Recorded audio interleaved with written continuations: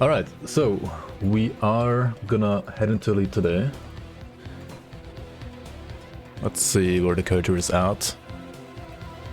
I mean, if I didn't mess anything up, then this should be Elite ready. Apart from the Aether Resistance, I guess. Everything else seems fine. Well, this Aether Resistance is really bound though. I mean, I can put more it's already soft capped here. I guess I will have to like remove an enchanted flint and get like a purified salt to fix my Aether Rest at some point. Unless I just get gear. Just get lucky, right? We'll see, we'll see. Alright, so in Elite, what you do is, well, just the entire game again, basically. What I usually would suggest you to do is not the entire game, though. You only do, basically Act 1 to 4, like only kill a Gorion, and then you can zoom over to Ultimate, assuming your resistances are good enough. Which hopefully they will be if you have, like, well, augments from your factions. So it is also going to be important to, like, work on your faction reputation. And as soon as you are honored with the faction, like for example with the homestead here, you should be buying the, like the writs, right? Because then you will like get an experience, like rather a reputation bonus, and that will make you get to like that revered status even quicker.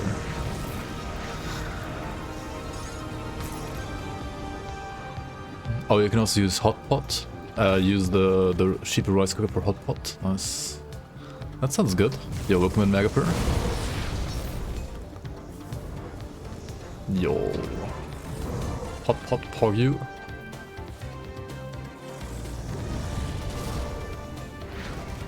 Just gonna invite like 50 people, or like more than one at least.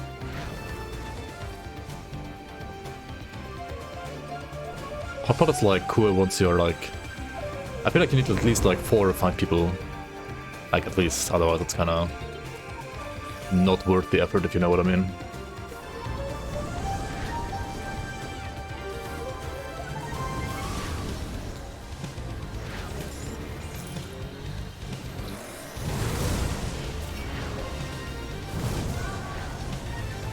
You stopped yourself from making a bad joke.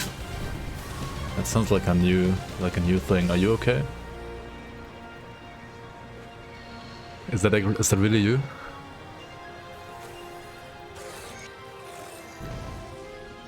Alright. Also, make sure to not forget about the hidden path on Elite, just like we did on normal. And also don't forget to like pick up shrines again, right? Devotion shrines. Yeah.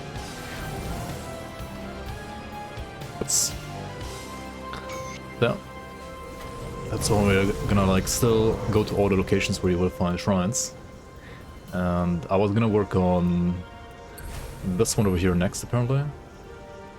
Then try to get to Ulzuin's torch, right? I think that was the plan here.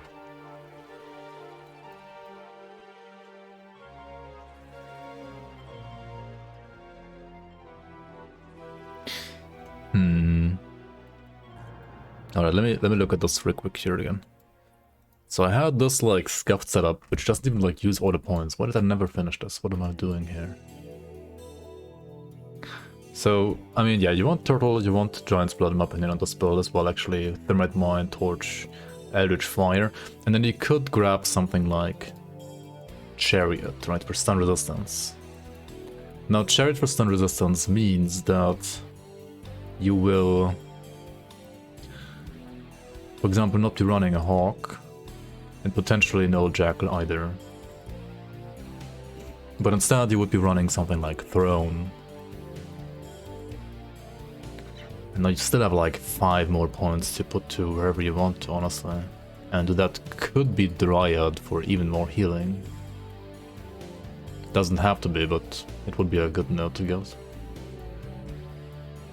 This would be overall a very like, I mean, it's still good damage, like you still have like Witchblade, Magi, and Torch, but you also have Behemoth, Turtle, and Dryad healing, And for stun resistance you have Chariot and Throne, and also Chariot gives you like very good offensive ability actually.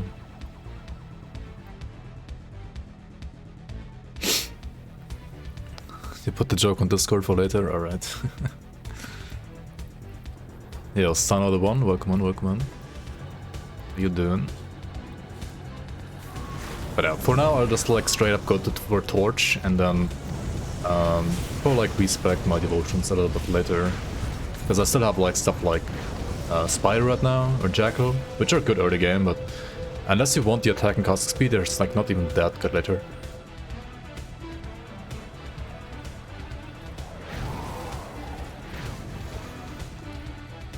I mean, it's never bad to have like casting speed, even on a like more like cooldown reduction caster like this one, like rotation based caster. But the other stuff's gonna be like more useful. Let's see here, we have +1 Demo Belt, we have +1 Demo Relic, we have +1 Demo Amulet. We did fix all of that properly. We do have a level 28 self-resilience offhand only.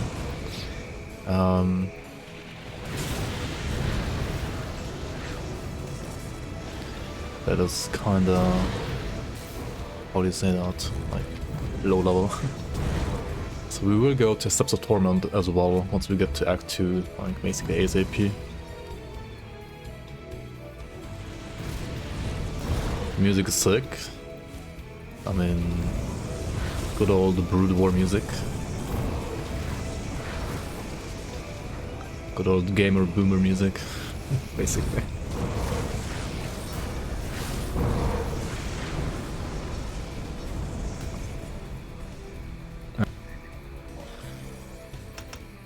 Amounts to 13 points at least. That's where you have like a good sweet spot basically for resistance reduction. Shit, I already have like necklaces, right? There we go. Got the level 45 version of the string here on Elite. But honestly, I mean, Gargaball Ring and like Living Ring are better anyway. Like, these rings are like not bad at all. Like, if you need like Poison Rest, Eddy Rest and Vitras, they're like a pretty good like, you know, like entry level ring, even the one from Elite. Or even Ultimate.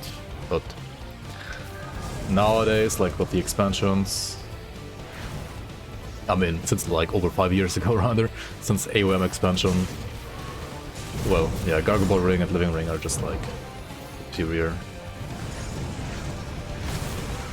If you at least have one with like decent affixes. Kill Mitten Heart, kill Julius.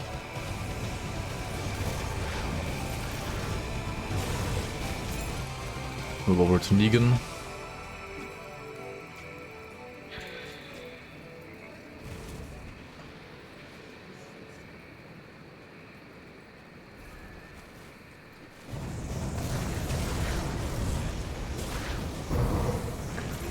Go over and kill the Negan.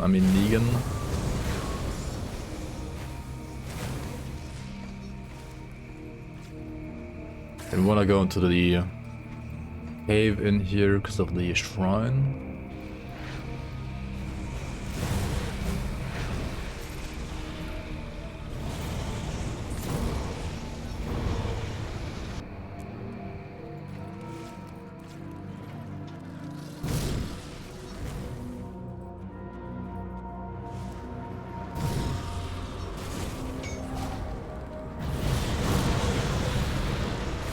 I mean, all the damage that we have, this is like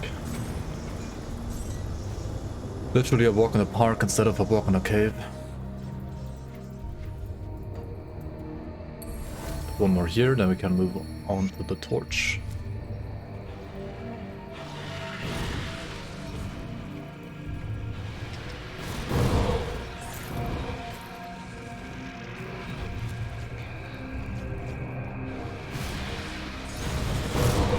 And on the other hand, I look at my stun rest and I see 0%, right? And I'm like, maybe I should just like get defenses first.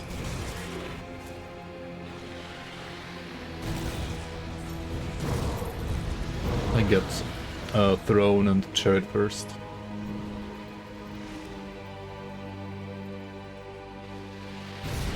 Hot pot might be worth it for you if you do it like as a bi-weekly. Yeah, might be good. Oh, wait, did I already get the... I already saved the element. Luther Graves, yeah, whoops. How am I going here?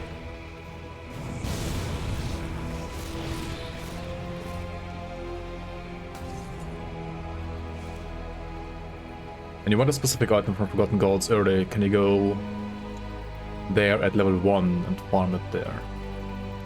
I mean... if you have a mirror that gives you like all the portals, then... I mean, I wouldn't go there. I mean, if you have the merit, I would do the like lore node trick anyway. So you're not really like gonna be level 1 going there, but you can go there as early as possible, yeah. I mean, if you don't have the merits, then you just go there Outer Krieg, right? You defeat Act 1, you beat Warden Krieg, and then you go into Forgotten Gods. You can do that right away. Have like a minimum level? Yeah, like level 20 or something like that. That's pretty low though. I mean, after defeating Warden Krieg, you're basically level 20. Or like 15 maybe, something like that. And if you do the lore node trick with the merits, you're gonna be like basically level 20 of Valorant. I mean, you can be like, if you do like with Lokar and experience potions on top, like the entire like early game like leveling that you can do like basically in 10 minutes. You can be like level 30 in like 10 minutes, or 33 I think it is. So.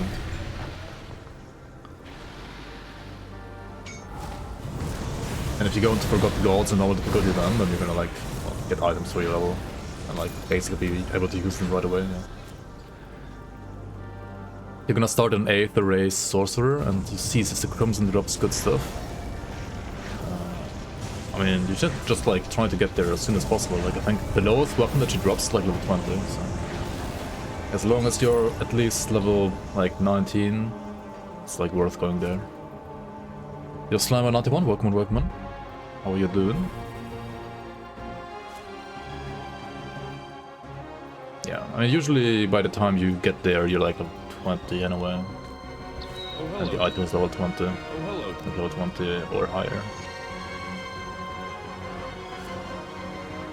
Yeah, the scepter is insane, yeah. This is the Crimson Scepter.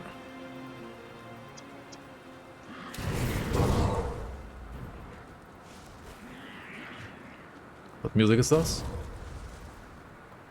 Move along now.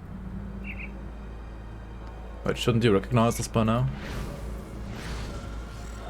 Welcome in, Toma. Ah, this is Brood War. Dark-Cropped Brood War.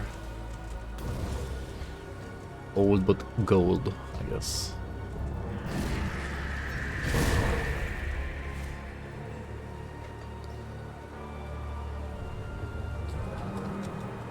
Yeah, hardcore is the same game.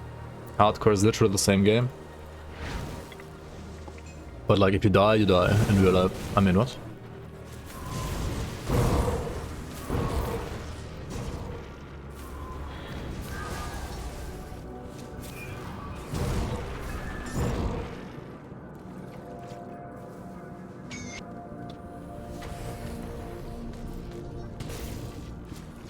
I feel like you lost memory, Monka. Yeah, hopefully your brain will recover. Like, I still need your musical genius to make music for our seasons.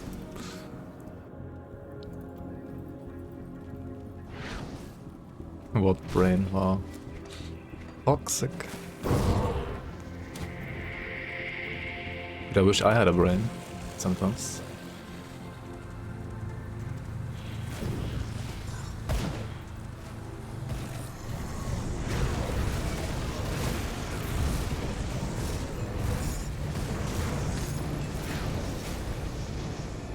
What does my filter say, by the way? Oh, I'm filtering out all the greens right now. I mean, not like the important greens, but like the trashy greens. I mean, I should kind of like pick them up, bro. Like, you need the iron bits. And the best to like gain iron bits is to sell like green items. Basically.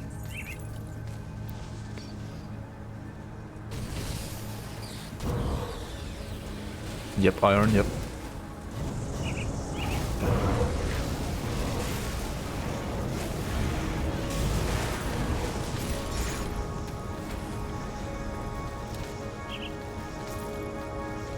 Clip of the Rising Phoenix. That sounds like a fire movement skill that maybe it might even fit this build. Oh, it's a disengage though. I mean, disengages can be cool if you like those. Like you jump backwards, right? I personally don't like them that much, but they are not bad at all. Like you can definitely like use them. Well, Especially on a build like this where you might want to like counter out enemies anyway and then well, jump backwards. It's kind of like the same as the teleport, just like, I guess different. Like jumps the other way. It jumps away from your cursor instead of towards your cursor. Rise like a phoenix, Rakdos. Yo, hard work, man. Rise from the ashes. Rise from the ashes of Memo. I mean, these Ember Guards that have like a ton of fire rest, right? So you need to make them stand inside your thermite mines. Wait, what is this bound to even? To cocktail? What the fuck? Why are they not doing anything?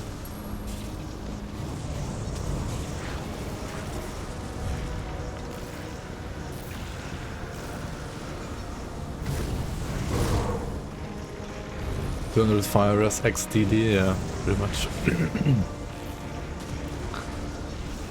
Oh my god, even with all the resistance reduction, this is so annoying. I'm gonna depot attack here a bit because I have Viper Devotion and I don't have anything with weapon damage apart from my depot attack right now. I'm gonna slap them a bit to like apply resistance reduction here. There we go.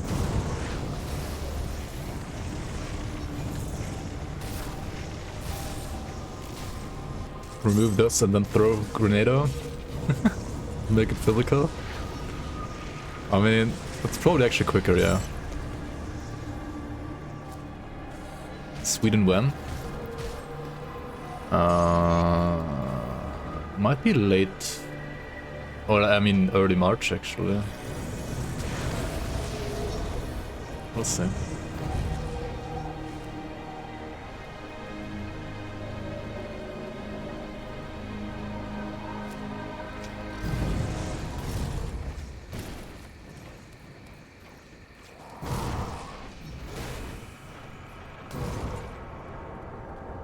Yo, Archonte, welcome on. Hi, hi.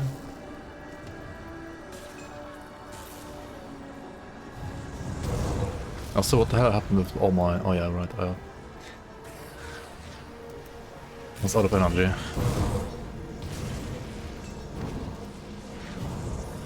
Alright, we're gonna need 3 fabrics again. I only have 1. What the fuck? Where are the others? There's one in here, right? There's gotta be one in here. There we go.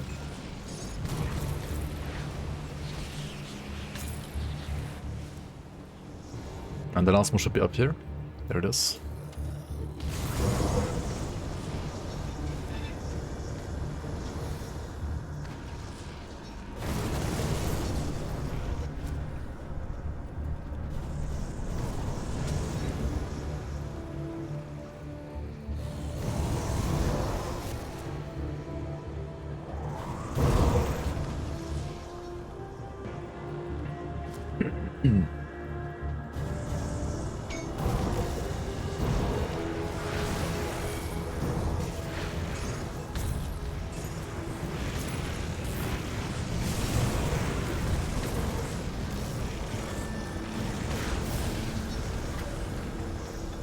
Alright, another shrine.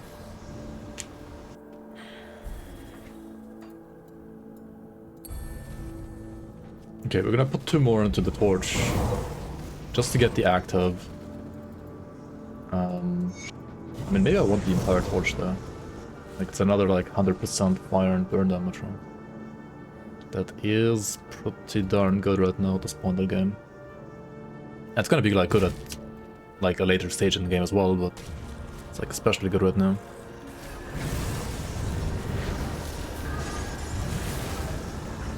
Yo, Skittles, welcome on.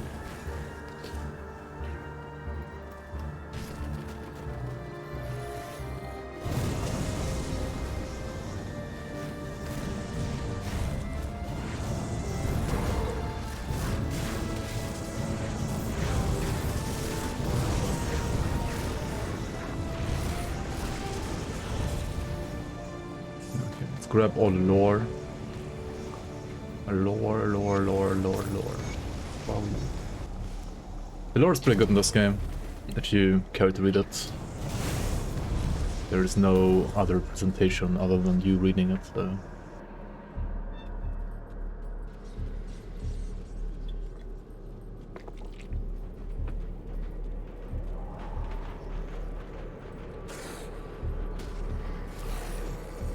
If you press your upper lip, you can't sneeze and it will go away. Just press your upper lip with your left big toe, right? That's the best way to do it. There's a totem over there. I wanna get to the totem and kill it.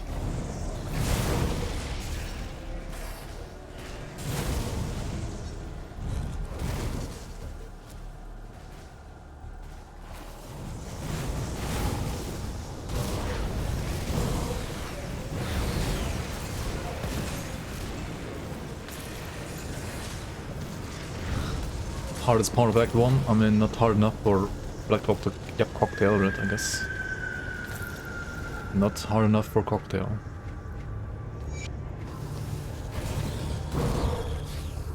Where am I going? Is it the right way? No, I wanna go here, right? Pretty sure I wanna go this way here.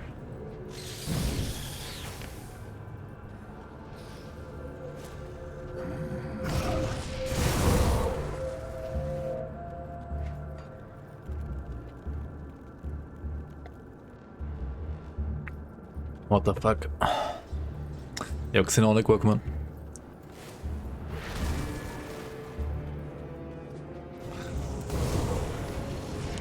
Who's the weird guy now, eh? Who is the weird guy now?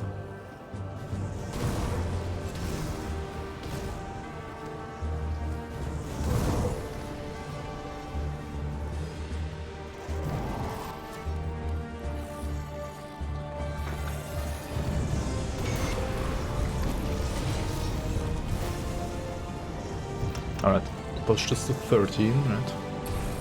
Still gotta work on that.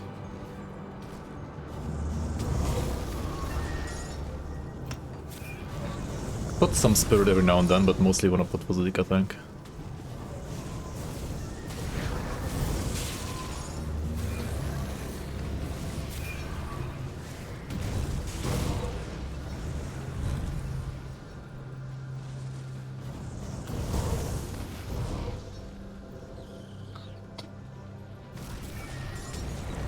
One grenade for you, one cocktail for you. Some volcanoes for you guys. Got fire for everyone. Cocktail, yep. Volcanoes, yep. Grenado, yep. All this guys just one-shot everything pretty much right now. Fine, the redonkulous, not gonna lie. But hey, I mean, it works, right? It works. Should go do stuff actually. Talking about IRL difficulty.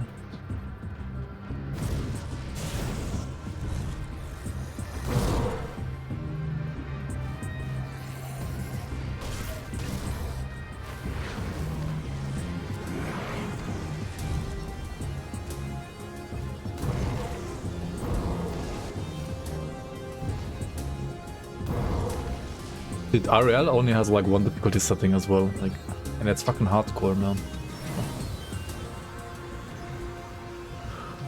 IRL is basically hardcore. Hardcore SSF. I mean, it's not always SSF though. Depends, like, in which family you've been born into, I guess. It's not really SSF. Filthy casual.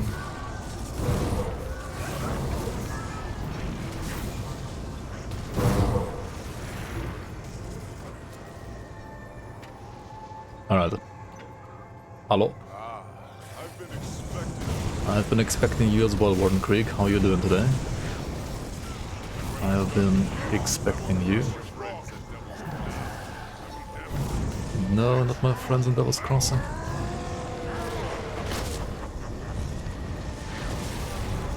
Okay. I mean, yeah.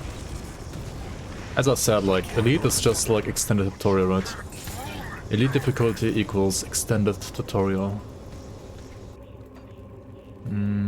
I need to go down into the cellar as well, right? Fix the water pump.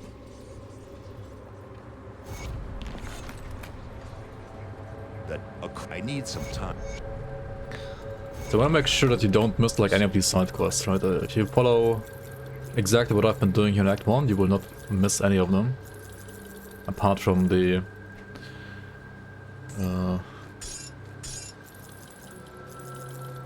I mean, I even got like the Arrhenius orders.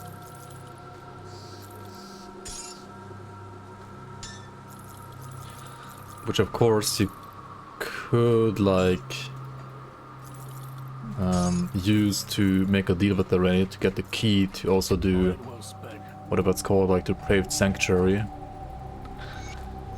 But I don't know, I feel like that quest is most of the time just a waste of time. Well, since I've cleared out. So I'm usually like skipping it. There's no shrine down there, there's no like... And there's a quest with like some XP attached to it, but it's not like insane, so...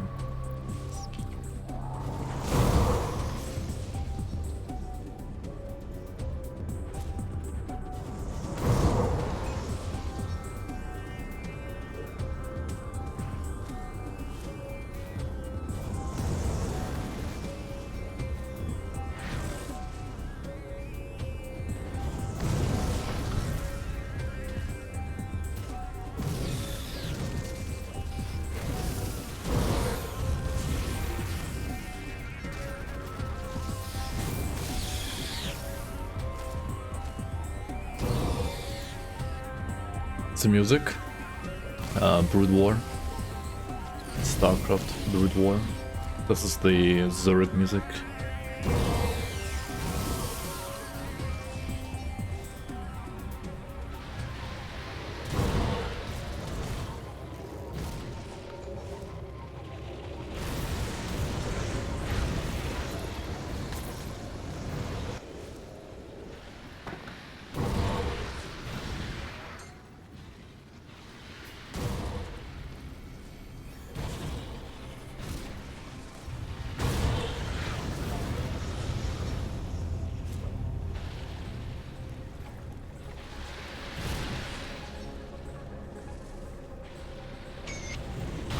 A bit faster.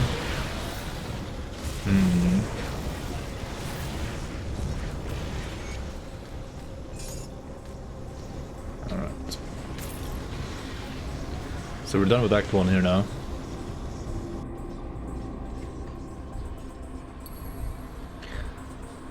Put this on Grenada.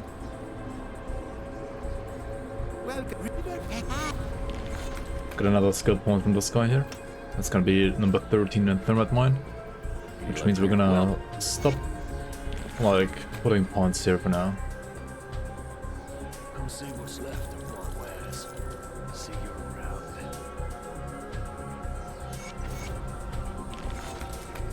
Alright.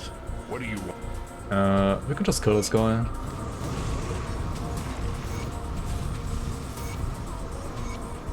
Gonna like casually die to the AoE while we can talk like to other NPCs.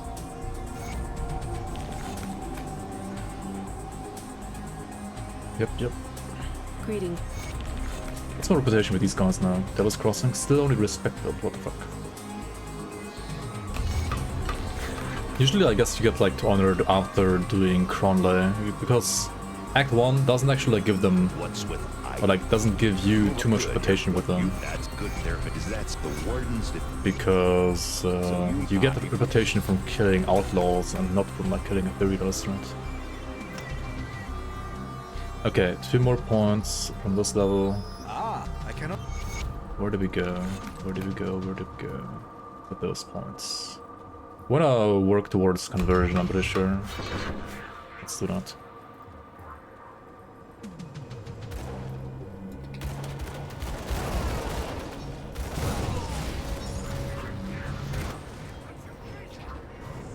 kill this guy, right? Edmund Shanks Doyle. He is definitely not alive anymore now. You wanna rescue the Skinner family on the left. Why the fuck is life an emote? Why not? There you go. Since the way is open here, I would assume it's blocked on the other side. It's gonna be blocked here because it's open on this side. Don't get slammed by the chamber stone, you wanna always dodge those.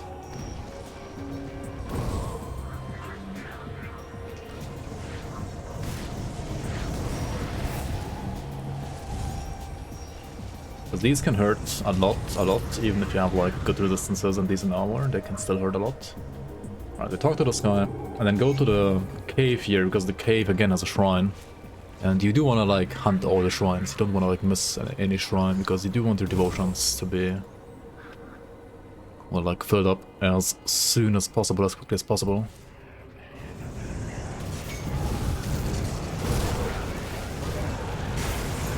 And I mean, these ghosts will just like perish in the flames like super easily anyway. So that's also like good XP. Now, I could grab like stun res, right? Stun resistance, or I just work on torch. And like just finish the damage there first. And move over to like like throne and chariot. And then we can respec some greens. I don't need like, I'm not gonna need stuff like candle or spider later, I think. No, I spy a totem, and I spy a journal, I spy some lore.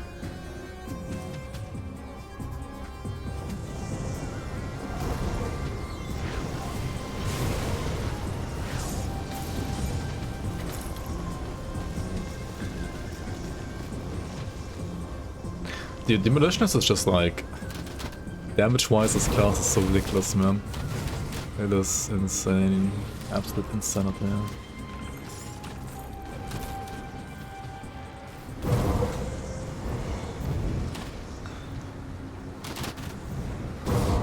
Alright, now we speak to the guy over here. No, wait, over there. This direction, right?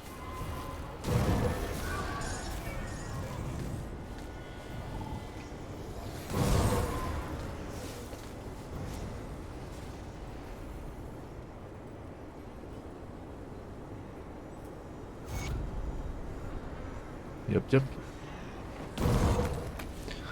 Go over to this portal.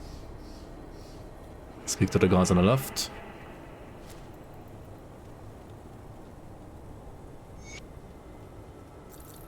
Sell some scrap here.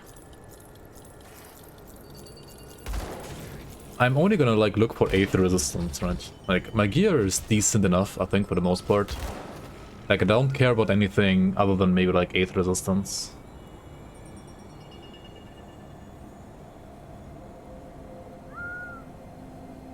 And even then, I always have to like check if it's like actually worth going for this new item instead of the old one or not.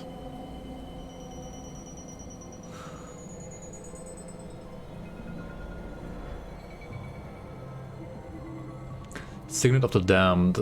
Now it's a vitality, a ring.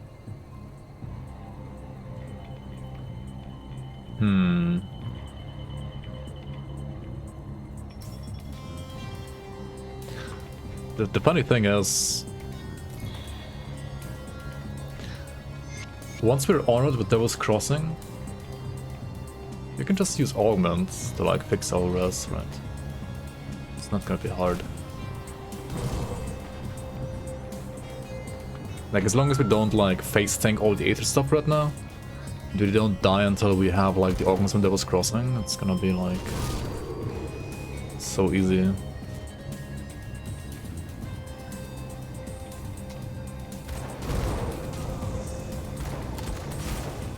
To fix it once we are at honored status of Devil's Crossing.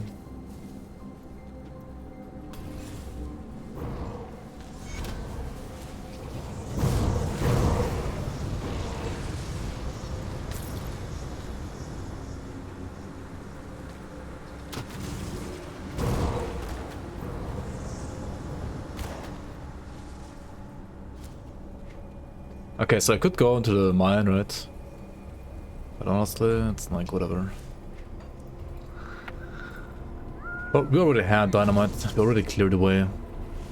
Let's just move on. I'd rather kill some bees, because bees have like usually good density and like give decent amount of XP, and also you need royal jelly for a quest, and also you need royal jelly later on to like craft yourself some pots. If you want to do like harder content, like I don't know, like some ultimate dungeons or some ultimate like super bosses, you might wanna have a decent like supply of royal jelly already at your disposal in your stash.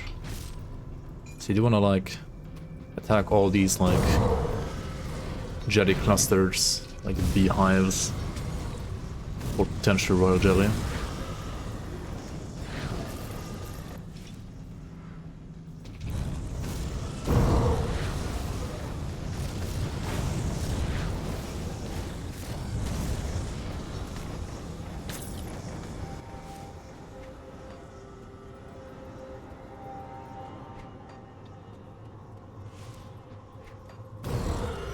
We're actually putting on trousers, what the fuck?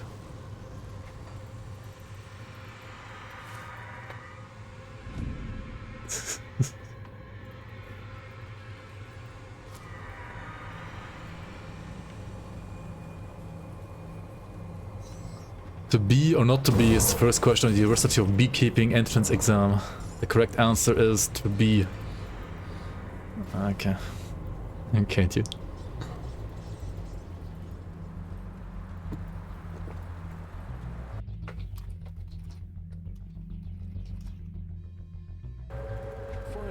We want to make sure to craft like a vengeful wraith here, right? There we go. Because I don't want to like miss out on any shrines. Well, you dare. We have to hit them hard and... We have to hit them hard and fast. Let's go. Skinner's family is here as well, of course. Can talk to them, get the ring, get some XP, get some reputation. Still not honored though. Still a little bit further away from that. Alright, another shrine means another point into the torch.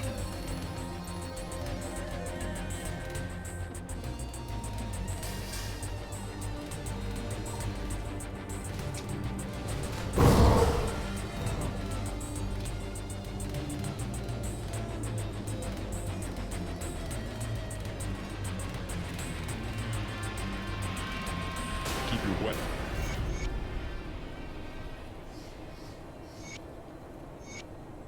Wait, I still don't have enough jelly, what the fuck? Even though I like went to the actual jelly place, I don't have enough jelly, really? Maybe it's... oh, maybe it doesn't pull from stash actually. Maybe it doesn't pull from stash, that might be why. Alright, gonna move towards conversion and mental alacrity here. The former gives me like CC resistances, which I'm like heavily lacking right now, as you can see, like 0% stun res. And the other one will give me casting speed and like also energy consumption reduction for my skills, so that's nice. Definitely both things are being very useful. Now over here you have the pit bosses, right? No, they're kind of a joke. On Elite they can be a lot harder already. So if you're fighting whatever is spawning here, or like whoever is spawning here, please be careful. Especially if you fight the guy with the stunjacks, that is more than normal. Like that guy can like actually hurt a ton. Whenever you see like a bunch of debuffs on yourself, like just use nullification on yourself, like don't use mirror too late. But yeah, I mean this guy is kind of easy though. This guy with the totem is kind of a joke compared to the stunjacks guy.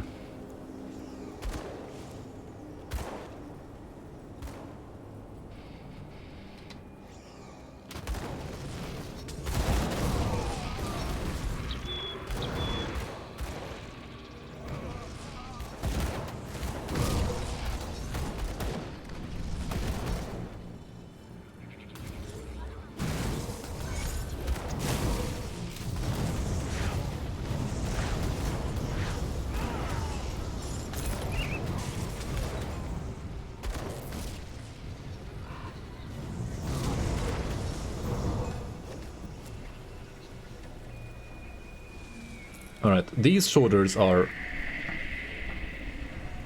very, very sweet, I'll say that. They are super sweet. The problem right now is if we change shoulders, we're gonna lose Code and Lightning Grass. That is a slight problem. As you can see, right, like -5 on those. There should be a way to fix that though. I mean, the armor is just like way better, and like +3 to Inferno, and Cocktail is just... I mean, Inferno is actually this skill, it's useless.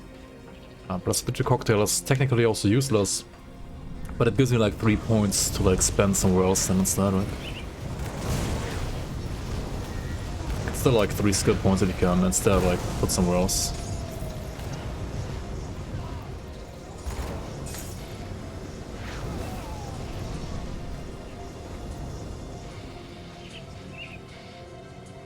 Got another one, no elemental resistance either though. Also we have these helmets here. I mean, they're a lot better if you're playing Fire Strike. But could potentially also be good on a build like this. Don't worry, don't worry. You can feel free to talk about generally like whatever you want in chat.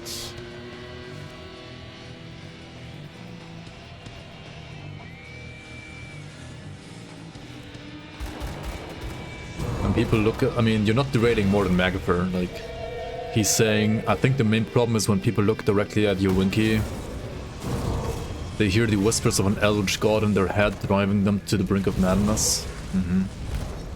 I mean, are you really derailing more than that guy?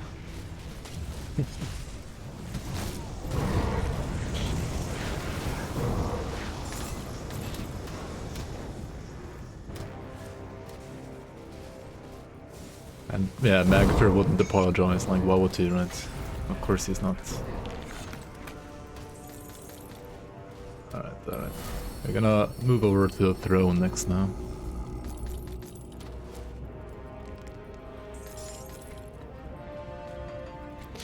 Yo, what is this medal? Did we get lucky? Legendary medal. I mean, it's more like a model trap item, but... See, that's the funny thing, right? You might think like, oh my god, PogChamp, legendary item, right? Holy shit, so good. And then you look at the skill modifier and you realize the current medal gives me +3 skill points to Cocktail and additional fire damage to Cocktail, and this one does not. And then you're like, well, I guess I'm gonna keep using my green item. Because skill modifiers are just too OP.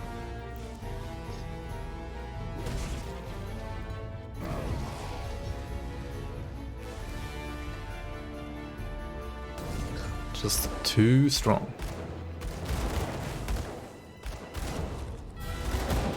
Alright, I'm gonna find this guy here, just mirror up against him. Moneybags Martin. And he's down. Okay, cool. Yo, mycket last Pokemon.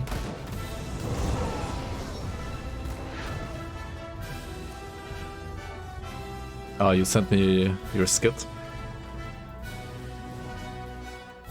I'll check it out after the stream.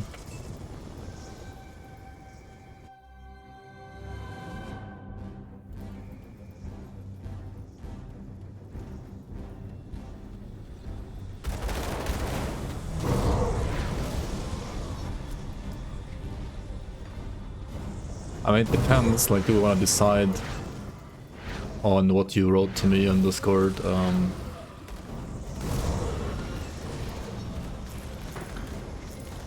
mean, it depends, like, do you want to, like, make it like a Lord of the Rings movie, where, like, the plot is, like...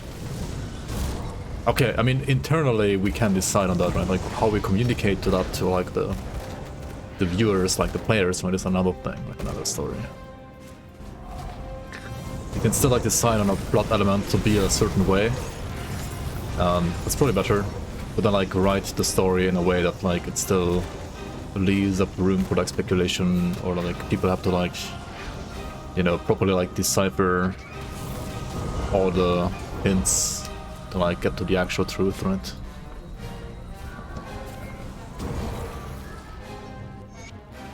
Where's Elsa? What the fuck? Okay, so the cool thing about Crony, right? He like puts up his shield, but as you are in Arcanas, you just use notification on him and the shield is gonna be gone. The only challenge here is like trying to spot his shield in all this fire, right? That's locked. But if you know the timing, like basically like something like two seconds after he starts fighting you, it's gonna use his shield, and he has like this animation where he like does something like this with both of his hands, right? Well, if you know, you know, right? And then you just like use a notification, and then it's gonna be gone, and then he's gonna like die in 2 seconds after like, instead of like 10 seconds, I guess. Yeah, I mean, I don't know, Elite is such a joke difficulty. I don't know why it even exists sometimes. I mean, it's a joke difficulty only if you have the knowledge to have the items that you need for your build, right? If you don't have that,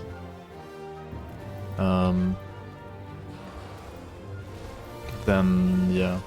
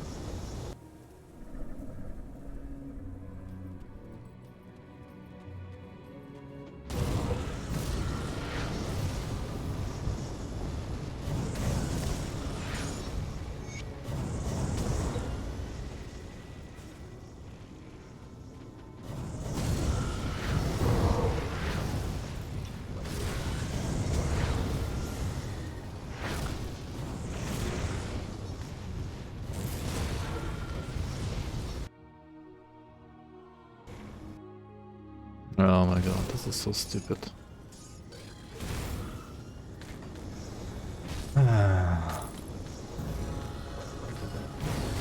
Okay, so first of all, my alerts aren't working again.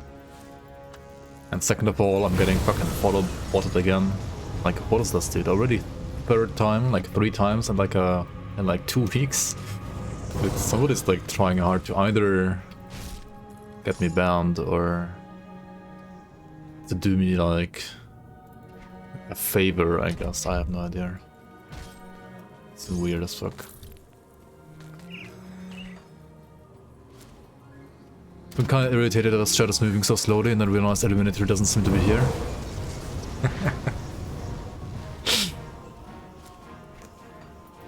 I guess, yeah. I mean, this isn't like the kind of content that he would be interested in, so... I'm sure he would be like around right now.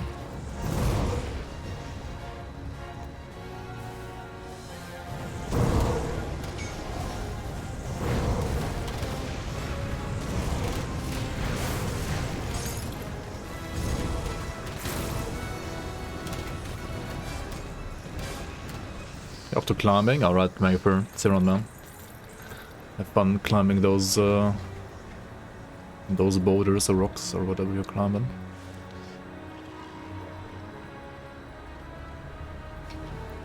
Alright. Since we are a, well, Blackwater Cocteau character, we're gonna accept this task here because we want to go to Steps of Torment to kill Zarthuzilin anyway. To get a new offhand, like a higher level offhand of this item that I have here right now. So might as well do the quest as well. Since we're gonna basically like full clear the undercity anyway. Should we play Petrus or just go back and sell? I guess just go back and sell.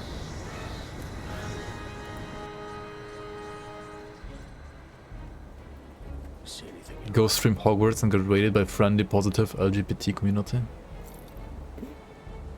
Keck.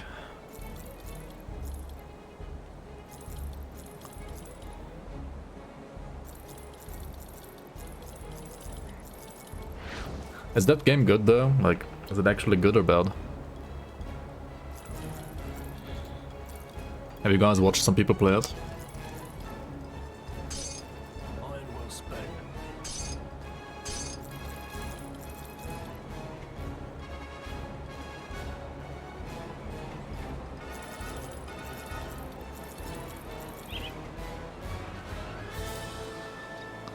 Divine Steel Shoulder Guard, 922 armor. I mean, that's like like infinitely more armor than my current ones, kind of.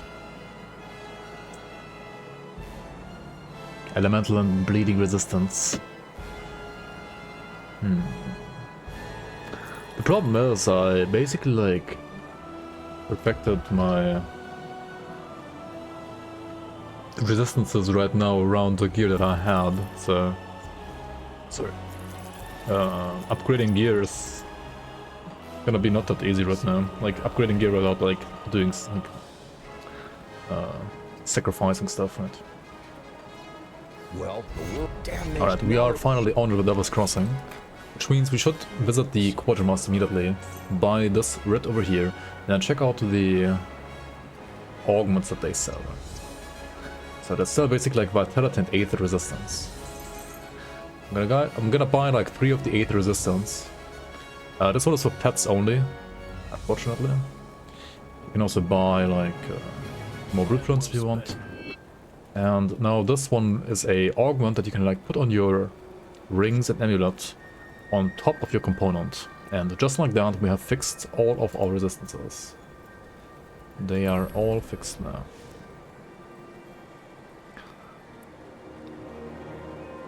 It's Harry Potter rated, so as far as you're concerned, it's kinda trash. But it seems to be getting really good reviews.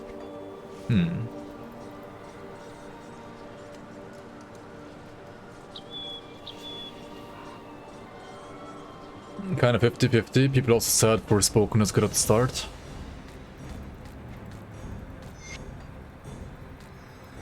I mean, some parts of Forspoken didn't seem that bad either, to be honest to me. But like other things that seem kind of bad, and the price tag on top, like oof. I don't know, man.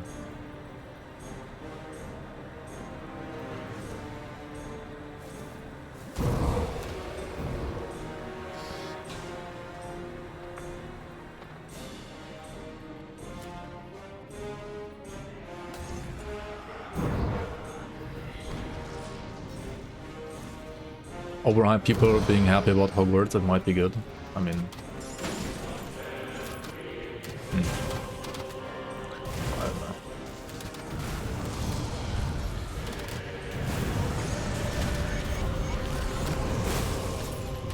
I mean, the whole like Harry Potter universe was like...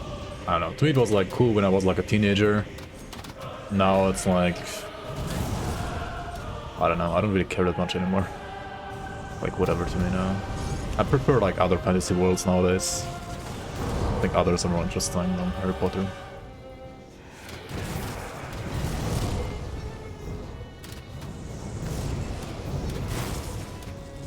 Wait, oh, the boss is down here, right? I mean, the elite rather that we have to kill.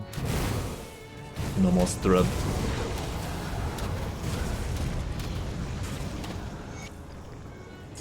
And he's dead. Almost dead. More like it.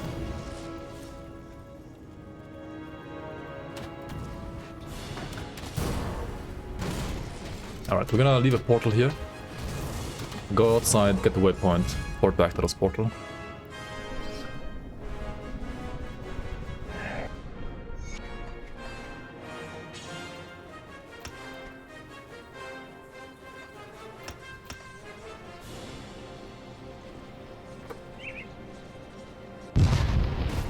People are in their 30s and still going crazy for Harry Potter shit, is kinda cringe. Yeah. Kind of. I mean, it's not quite on the same level as like the Twilight books, or like Twilight movies, but...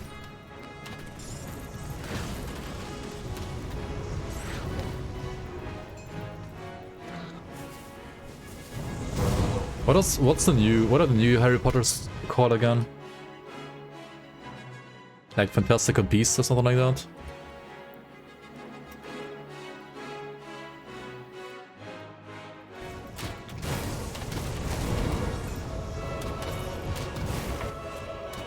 The only reason why I kinda liked that one, like unironically, I mean, at least I think I liked it like more I think I liked Fantastical Beasts more. I think it's the first movie, I didn't see like the others.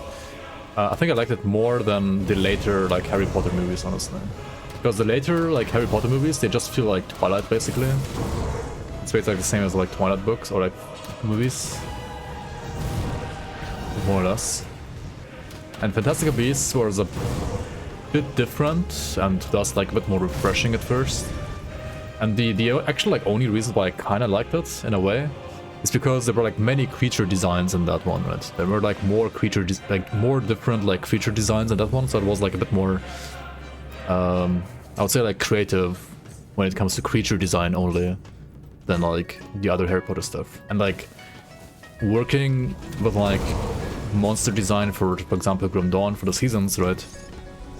It was like legit somewhat interesting to me to like just like see different like creature designs. But that was like the only reason why I thought it was like actually interesting in a way to me. Just because of like creature design.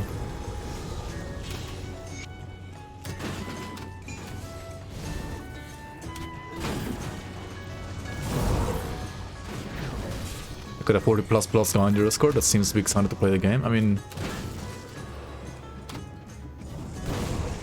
yeah, I mean, if he likes it, sure. I mean, it's nothing wrong with like liking it, I guess. It's just like kind of like a fantasy game after all, I guess. There were like worse things to like, I guess, for sure. But the entire world is, I mean, I don't know. Not like super exciting to me personally anymore.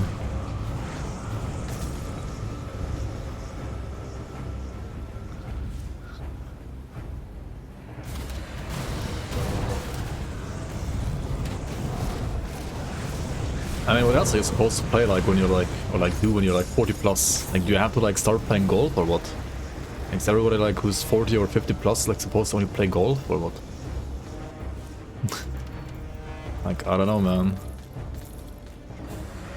I would say like golf is, or like golfing is pretty fucking, I mean, it depends like where you do it, in which country and etc etc. But in some countries like it can be like legit horrible for the environment because of all the like water needed for the grass, whatever it's called. There's probably like some special like word for it in golfing. I have no idea about golfing, to be honest. You need also money for golfing? Yeah, that too. It's more like a upper class or like rich man's club in a way. Just like pretending to do some sports while like just, you know, feeling like you're not a pleb. I think you should go this guy first.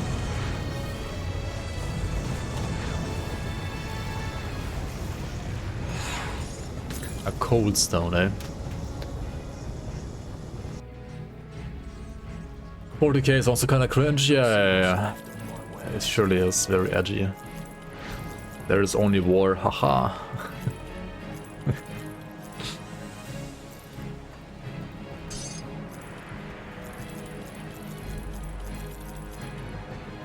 Definitely. Let's check out the gear real quick here though, like there might be some good stuff maybe, right? I mean, shoulders, I would just want to use these shoulders though, honestly. Chest.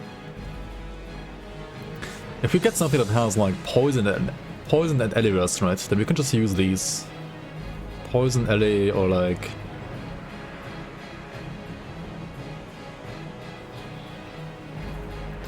Well, unlucky, I guess. Oh, yeah. We gotta craft cold stones. World of Warcraft, Docker Leaf.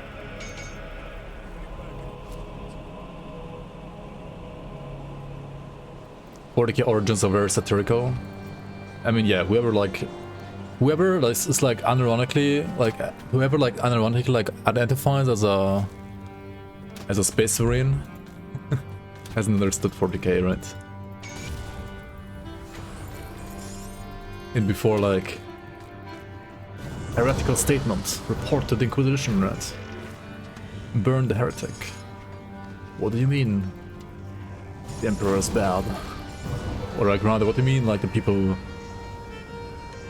still worshipping the Emperor are bad?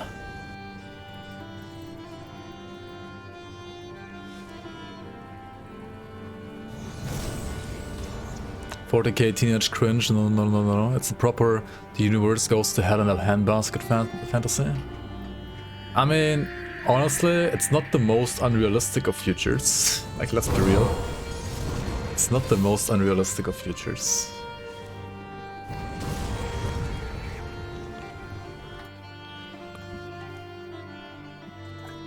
Grisguts? Wait, is Grisguts like Gorguts? Wait, who's he? I don't know the lore like that well. I don't know like some characters that well. I only mostly like the most of the Dawn of like 40k stuff I know is from like Dawn of War and like some stuff around that, but that's about it. Because I've never like bothered like reading any books or like reading any lore or like playing the tabletop. The most like contact I had with like 40k was like playing Dawn of War 1 and a bit of 2, I guess.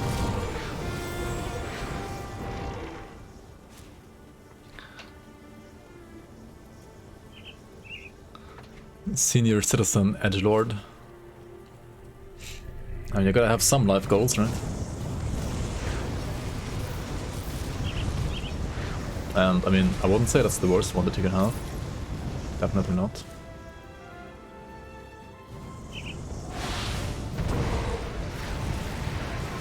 Russian Reddit is filled with 40k memes or something.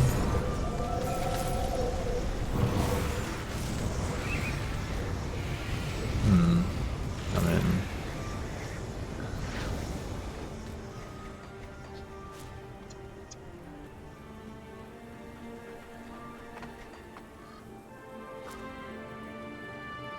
The war is pretty much not only in the future but also in the present right now, I guess. In a way. I mean, not only in a way, like it is there. It is a...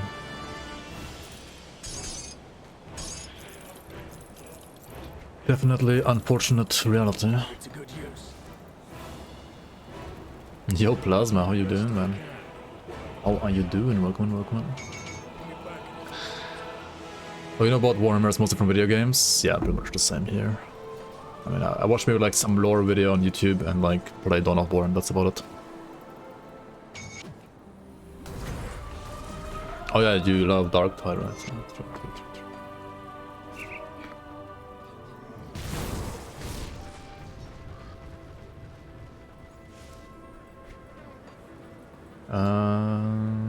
What do we get now? We get like... I got the stun risk first, right? I mean, I already have like Aether risk kind of fixed, I guess.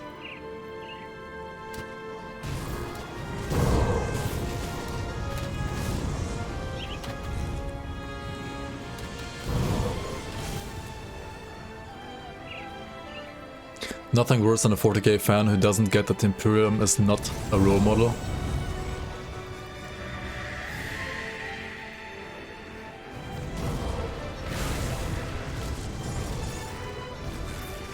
I mean... Some people just have a hard-on for...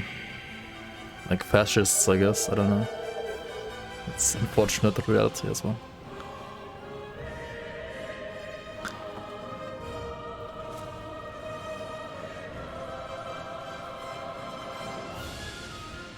Try to get your friends to play Dark Tide, but they got bored in less than a week. That would probably be me as well, when I would play that game. Because like... It's like a fun game, I guess, but it's like a genre problem though, for me. I think. Like that kind of genre... It's like a game I would, like in the past, only play on like LAN parties, and outside of that I would just not play on my own ever.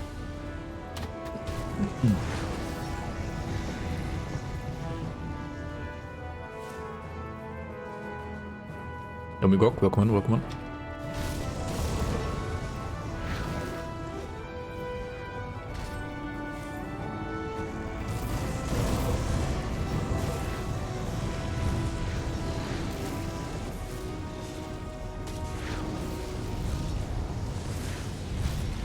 Okay. That is Act 2 done. But Voldrak down.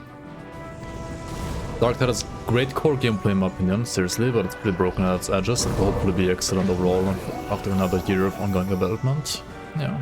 I mean, if you, as I said, like for me personally, it's not about like the game being great or not great. I've heard good things about it, and it's probably like a great game.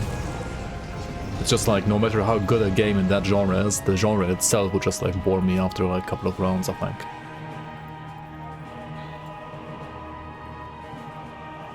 Well, if it isn't bio, I haven't been. I came up. Unfortunate, Trash Can Man. Unfortunately, that is sometimes the case. Dark Tide always crashes. Yeah.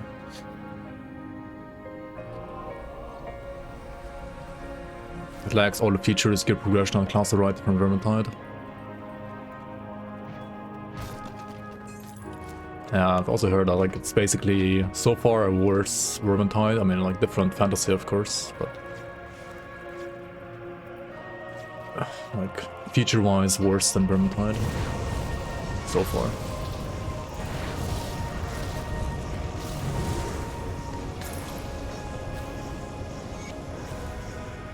Alright, that was a comfortable spawn for Icrix.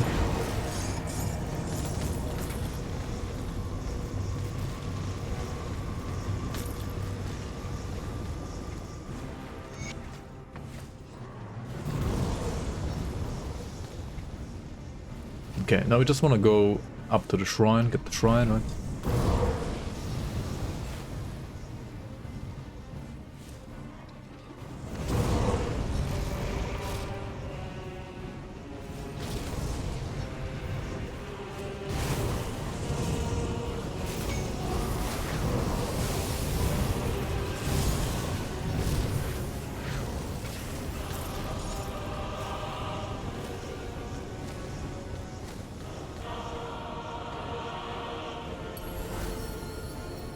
I'm gonna have to like respec points here now. I have like 53 or 55 skill points. I mean, devotion points already, right? I'm always like maxed out and I'm not close to where I wanna be with my devotions yet.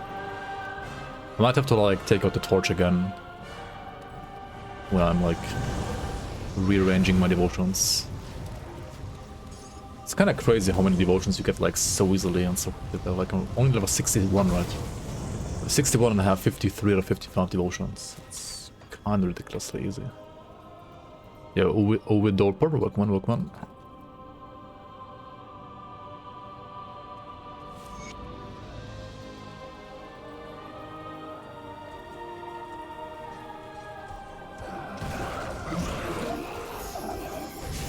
First person shooter, first person FPP, what? First person peeper? What does the second P stand for even? You thoroughly liked the speedrun video I posted yesterday on YouTube. Very entertaining. Glad you like it, man. I'm gonna run some more, I think, but I need to get this sorcerer done as well. I'm gonna drop a portal here in front of Prospector's Trail and then come back to it later. Right. Just gonna like double check if I left it. Yeah, I did leave it there. Very nice. First person perspective. Okay. Makes sense, yeah, makes sense.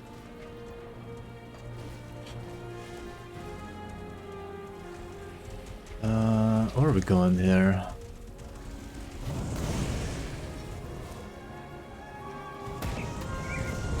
I was also thinking about maybe like doing some Forgotten Gods speedruns, because Forgotten Gods is a similarly short run, honestly. And generally, like around 1 hour speedruns is pretty nice. Like,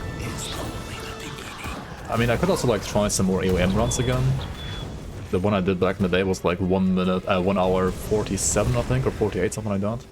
So AOM is quite a bit longer, because you have to do like, well, you have to do everything that you have to do in the vanilla one as well, and then you have to do Act 1 on top, War and Creek, and you have to do,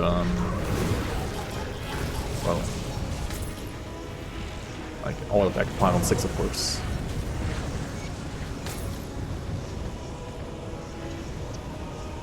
Let's go back to the trail. entertaining, good duration of the video. Yeah, I feel like, I mean, most of my VODs are usually like too long for YouTube, and I'm aware of that. But it's also sometimes hard to like cut it down. Like it just... I would basically like need an editor sometimes. Because I don't have the time to like edit some of my videos. Like cut them to the proper pieces.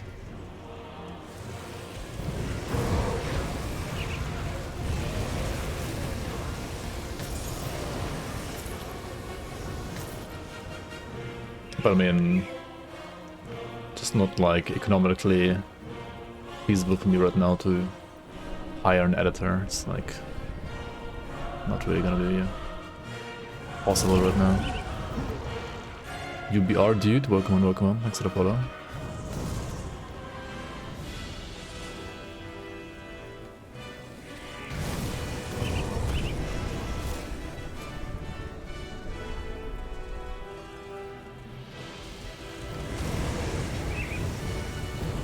And as soon as a video on YouTube is longer than a movie, right?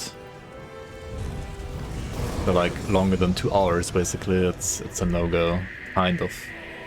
I mean, doing like these SSF playthroughs, you can't really like cut stuff. The only thing that you can do is you can make like a guide afterwards, right? Like just showing like some key points, and other than that, like just talking about like how to build a build, how to play the build. But you can't really like skip an act or something like that. Like it doesn't really make sense. Like which one do you skip, which one do you show, like where do you draw the line? So you just like put out everything there and like put timestamps and then like let people decide what they want to watch. And like skip the rest. Alright, we killed Vogara, we got the poison gland, right? That's all I care about here, yep. Alright, alright, alright. Some more poison glands lying around. I don't need more than one though. I'm gonna put more points into conversion for the stun resistance, accuracy resistance. I'm gonna put up to 6 points. 6 points is like the sweet spot here, and then we're gonna put more points possibly into Grenado for like more single target damage, into Inner Focus for more like offensive ability and spirit scaling. There's a totem up here. And then some more points into Elemental Balance for crit damage, maybe.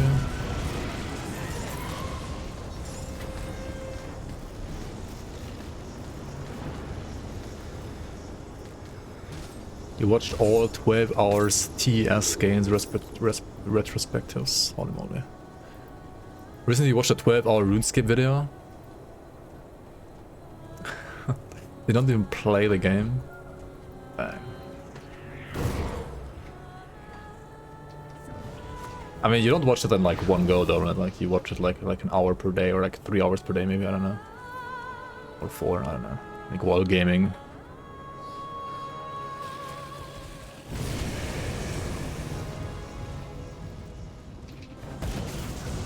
Time-lapse with commentary is a thing to consider, yeah.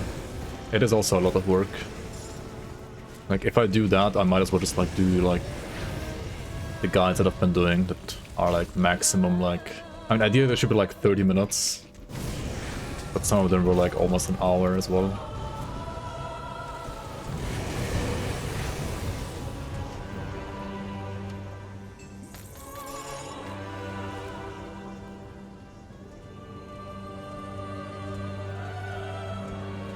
Swamp Lepics.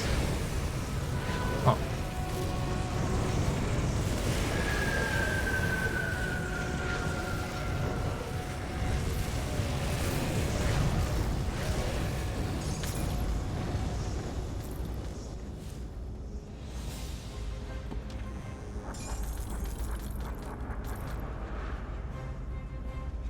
Wait, what's the gameplay to even watch in that game then?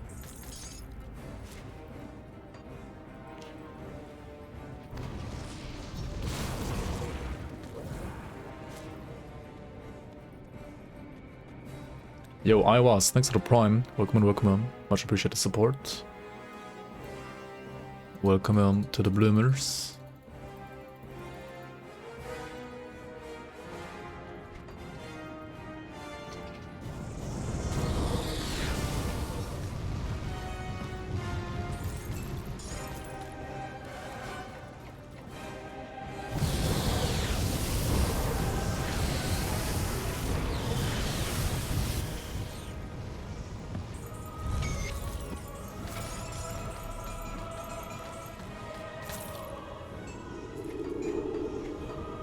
let's go back again and sell.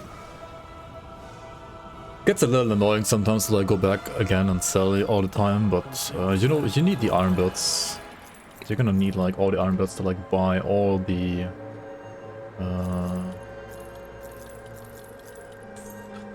like all the blueprints and so on. These are really good pants if you want to play like a Trozen character, right? Eastern set is amazing for Trozen Sky Shard. If you want to play that for some reason. I mean, it's a good skill. Not a fire skill, but like it's a very good skill.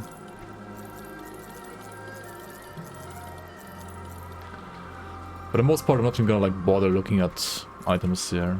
Put it to good use. Because honestly,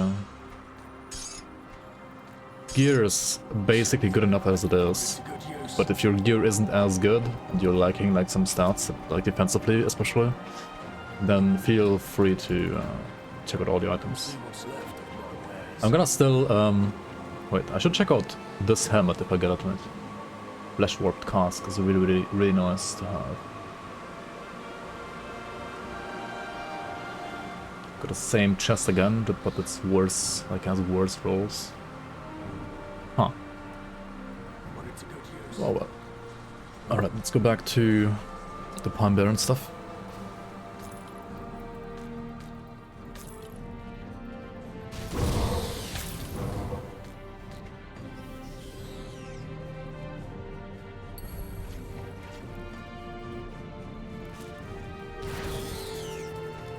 You guys pretty neat. Yo, thanks for watching, man.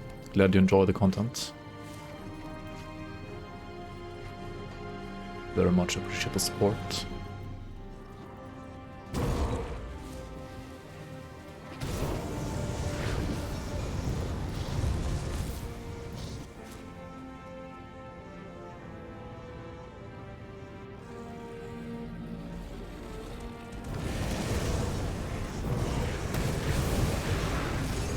Start them with insane damage build, crate should nerf like names and put different pork faces and preview picks. Yeah.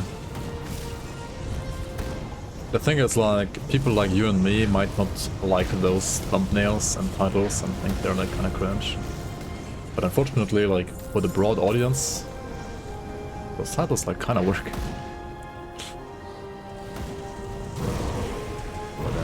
And it's also about like knowing your audience, right?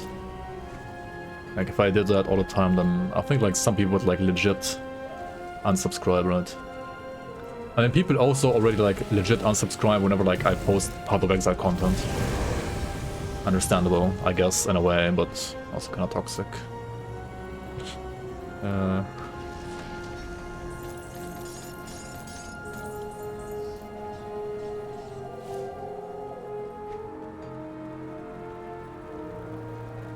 any more scrap metal?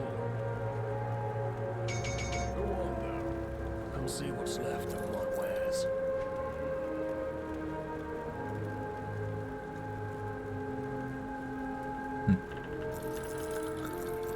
The ammo might be good. The affixes are absolute trash, Well spent. unfortunately.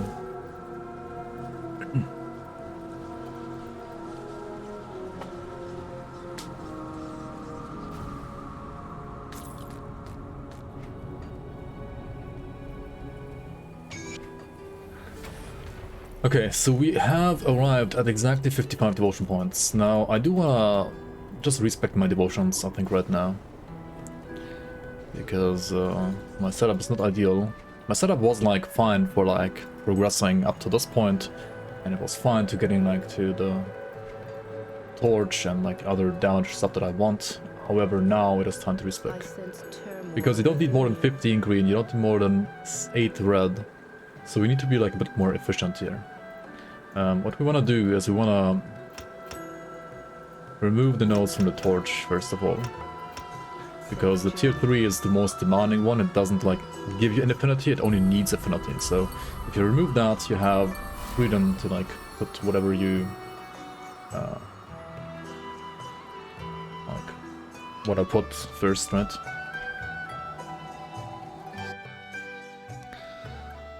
So I'm gonna actually use the Raven instead of Spider and Candle here. So removing those. We're also gonna remove this and that and this and that. And also remove Jackal. And now we have 8 purple, 8 red, 15 green, 2 yellow, 6 blue. I need 6 blue for... Wait, I only need... Wait. I mean, I could also... Wait. I only need 4 blue, right? For Behemoth. I don't need 6 blue. So technically I could remove Viper.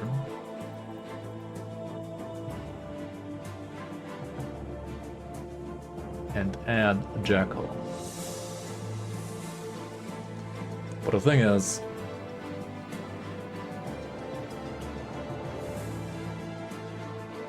What else do we want? Like, we already have Dryad.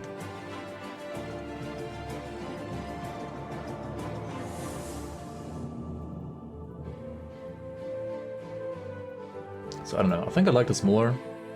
The percent resistance reduction, once we have something that has like weapon damage, like for example the Stormfire from the Seal of Destruction, is gonna be legit helpful, so I don't know. Stay strong. I think it's probably better like this. Okay, so we have Torch and we have Dryad. I'm gonna put Grenado on Dryad and we're gonna start using another ability on top, which is the Flashbang. I'll put this one over here. Now Flashbang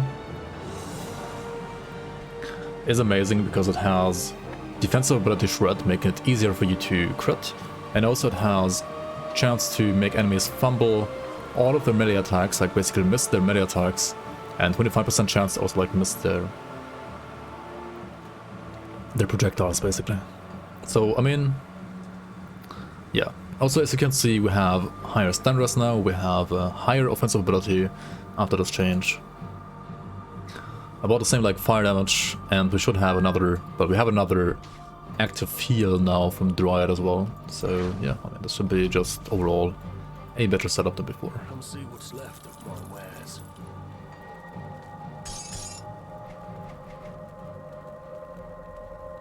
Iron well spent.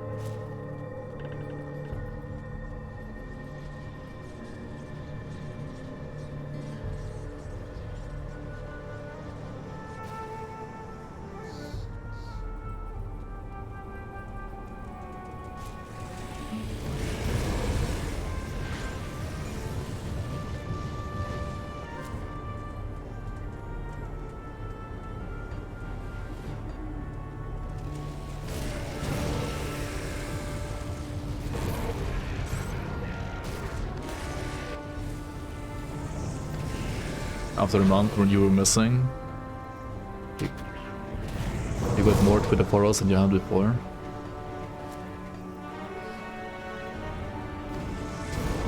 I mean,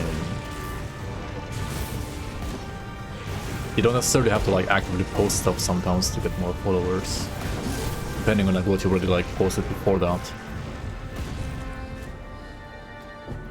If people just like what you're posting, then you will automatically get more followers without doing anything. Like, people unsubscribe, I feel like when you don't post anything, the chances of like people unsubscribing is generally lower than if you're producing content. Because if you don't produce content, right, you're not gonna show up in their feed anyway. So they don't see what you're doing, and they're not gonna like bother clicking on your like channel or like your account, and they're not gonna like bother clicking the unfollow button. But if you post content that pisses them off, then they will see that content actively in their feed, right? And they will, if they don't like it, feel annoyed by like still following you and then unfollow you, right? Which is why it's probably, for me personally, usually like a terrible idea to actually like post my Path of Exile content on my YouTube, because it's kind of like new content. I thought it's maybe like actually helpful like people that are also like kind of new to the game, but I mean, even for those people, I guess like other content is just like more helpful than my content, and yeah.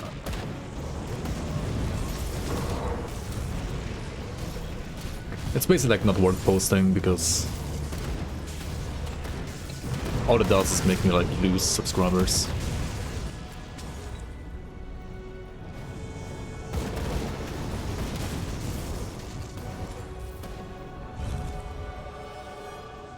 Yo, Buhor, welcome, welcome.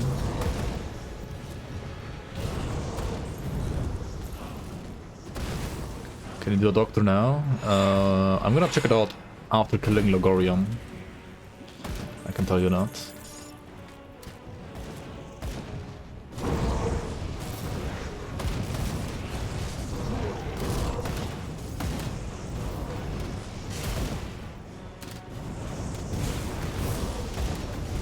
I'm gonna get to Logorian today, like, I don't know, it's not gonna take too long on this build, honestly, like, this is just zooming around anyway. Oh my god, you got healed there, what the fuck?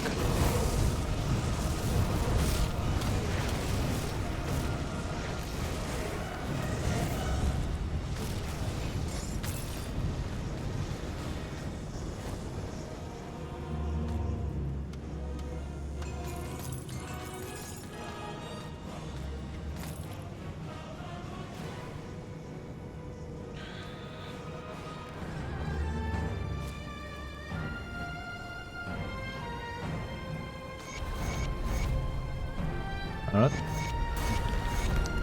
All the quests. Let's go and patch Aggrum. Should also hand in a couple other quests. So how? Let's talk to this guy first and then Aggrum. So good. Should hand in the quests over here with the Rover Elder. We can just give them back their talisman, right? We don't need it. We already have a good relic. And if you give it back, you get more reputation, right? It's more important than the medal right now, I mean, than the relic.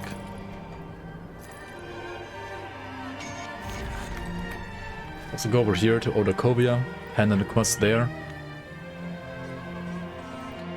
Oh, it's not an option anymore? Oh. It should be. Might have disabled it the other day because of the speed leveling, or like the speed running.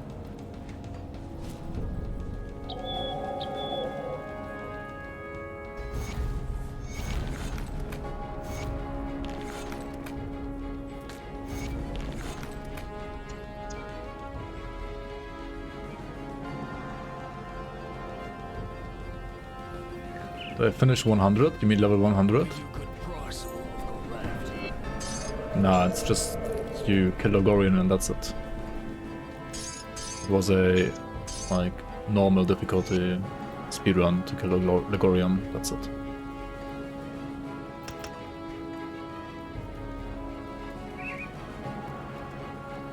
Oh, I'm an idiot.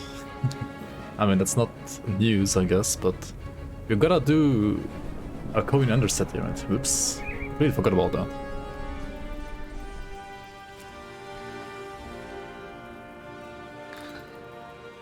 Speaking of our Coin Undercity, I could also do some like hidden path as well already. Like, why not, right? Why not? Let's do the first part and then the second part together with Undercity.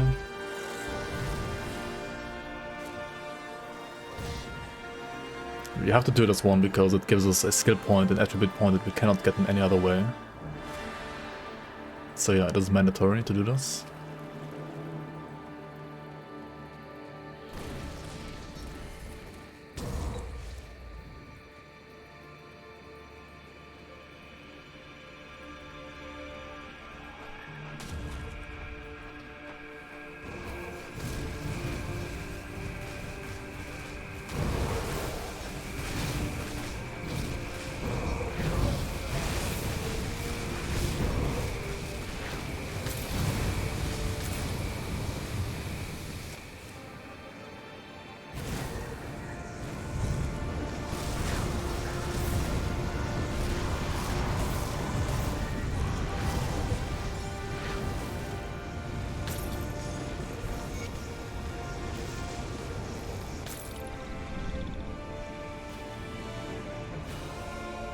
Okay, so that's part 1. I'm gonna go to part 2 as well as Undercity, or like rather the Steps of Torment in one go.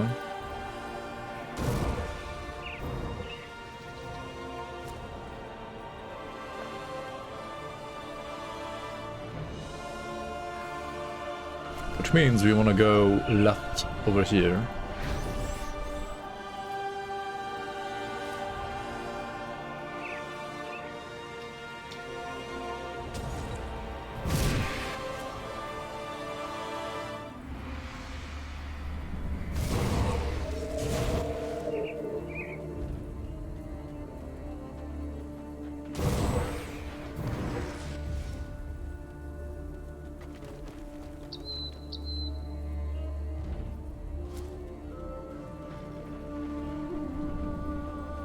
Why did they not add some other cutter for quests with plus points and stats?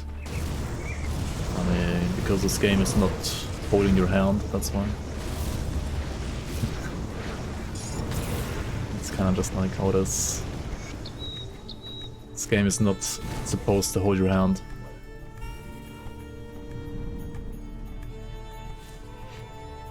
The only thing you get is like the star quest markers and that's about it, right?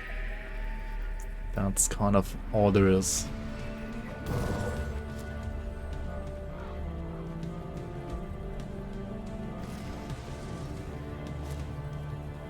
I mean, GRIMTOOLS was initially like all about like, or like a lot more about exploration and, you know, like being good at navigating a game in general, I think, compared to like other RPGs, or like compared to other games in general nowadays. Like this is way more like old school in the way that like, well, like it rewards you for exploring the maps, and it rewards you for like knowing where to go, and it rewards you for paying attention, and it punishes you for being a blind pega, like just running through everything. Like being a 2023 mainstream gamer who needs quest markers and like dots on the ground to like know where to go, etc. Right? And I mean, yeah, RPGs in the past, like if you look at say Morrowind or Gothic, like those were even more hardcore when it comes to that. Like this one at least has like stars on the map if you're like close to the objective. If you're not, you have to like go and read whatever's written here to like know where to go, kind of. I mean, to be honest, like if you read this though, like you should never get lost, honestly. Like, as long as you can read, which maybe not everyone can in this current year anymore, I don't know. But as long as you can read, you shouldn't be lost in this game, ever.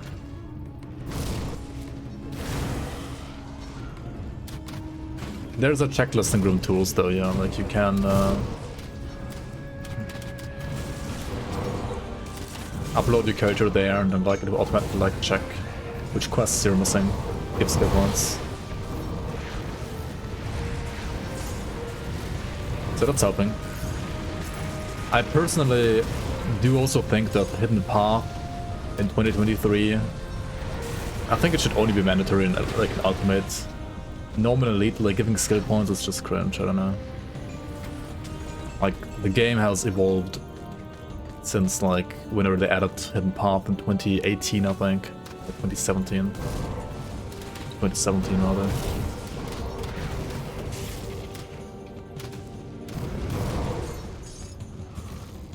It's only for non-season. Season 4 currently has literally the same. Has the same, like, same quests with skill rewards. Which might change for Season 5 a bit though, and I might ask them if you can make a checklist for Season 5 then as well.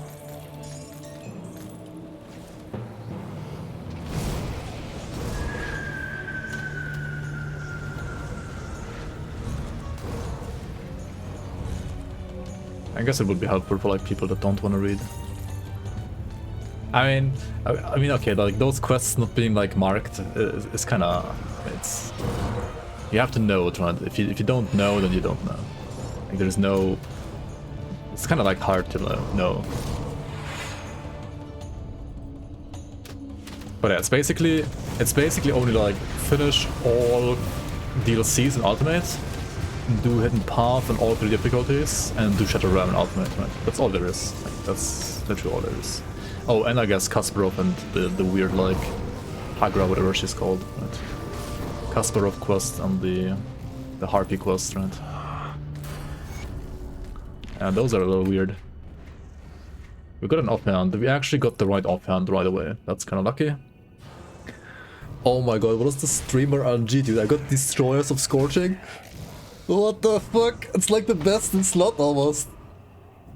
It's pretty much best in slot unless you get like a rare suffix. Just fucking get it, dude. Oh my god, just get it first try. Okay, I mean if you don't get like a useful one, like you have to farm this one of course more than once. Like I would expect you to have to spend more time here usually. I guess you just got it there. Just get it.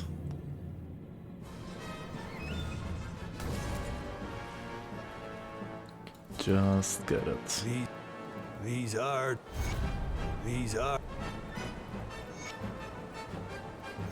give you a good price. What I've got left.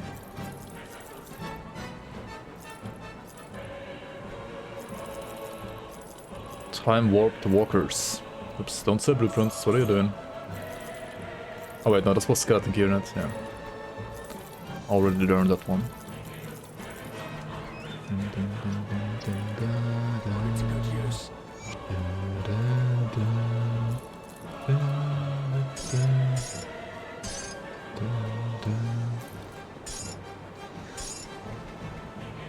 All right, we are ready.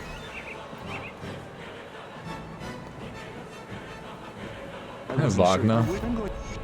That's not really Wagner, but I don't know, Wagner's kind of I'll skip the plot. The Legion is controversial, I would The say. Legion is split on.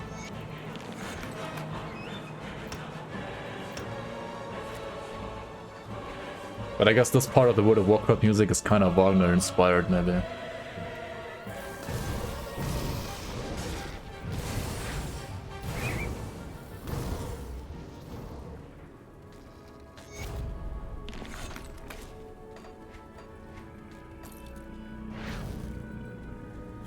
Alright, gotta cleanse these eggs. Thought egg.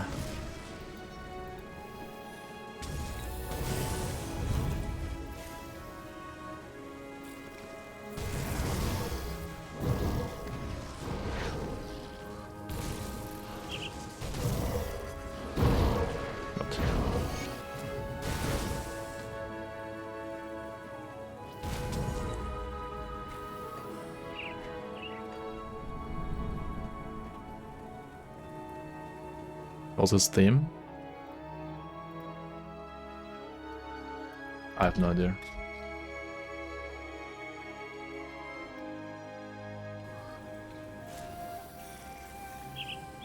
Oh, Douglas Wagner?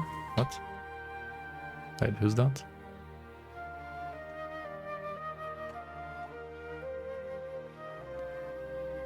Oh, yeah, he's also called Wagner. Oh, right.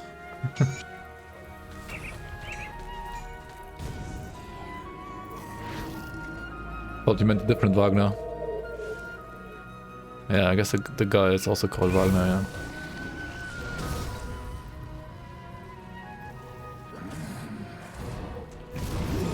The more you know, the more you know.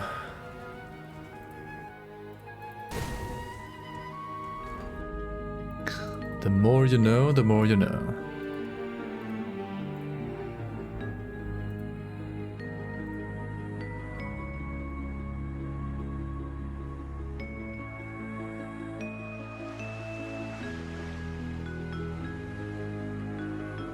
Wagner boss.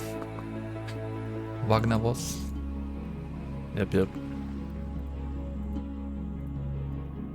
Alright. Small updates here. For the build.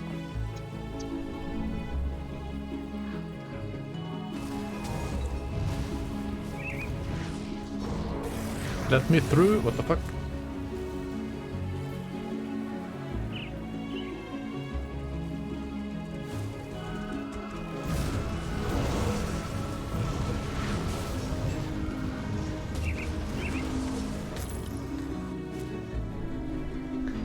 Praetorian Shoulder Guard. Now that one is also a pretty decent set, of course. Honestly, I'm still like waiting to get like a helmet like this. I didn't get one for some reason, right?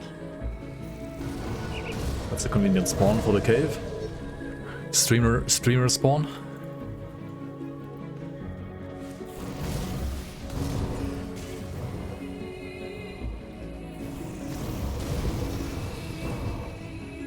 You can ignore the first cave here.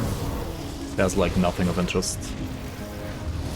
In the season mod, there's a mob there that has a monster frequent.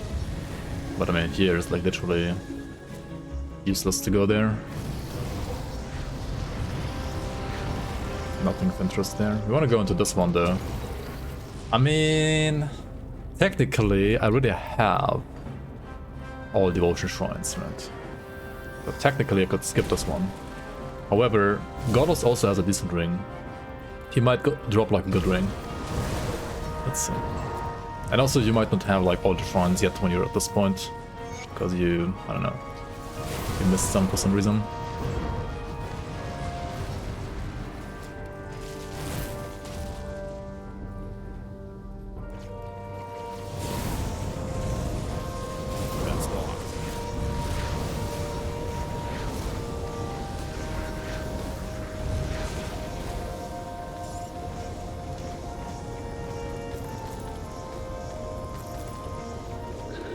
No ring though. Sad.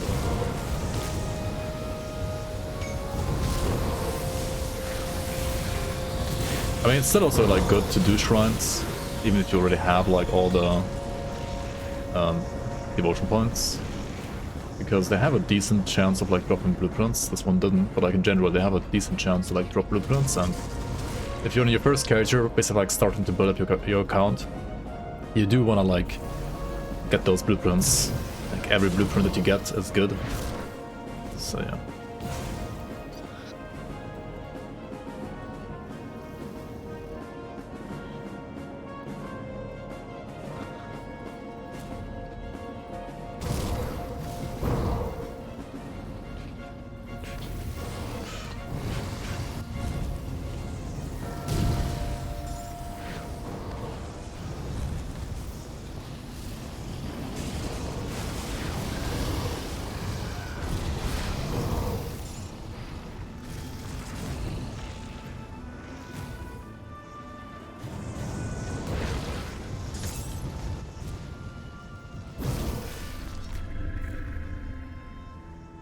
Alright, we'll kill the queen, move over to amalgamation, and then it's time to head towards the blood grove, which means we should like check wit and chaos rush.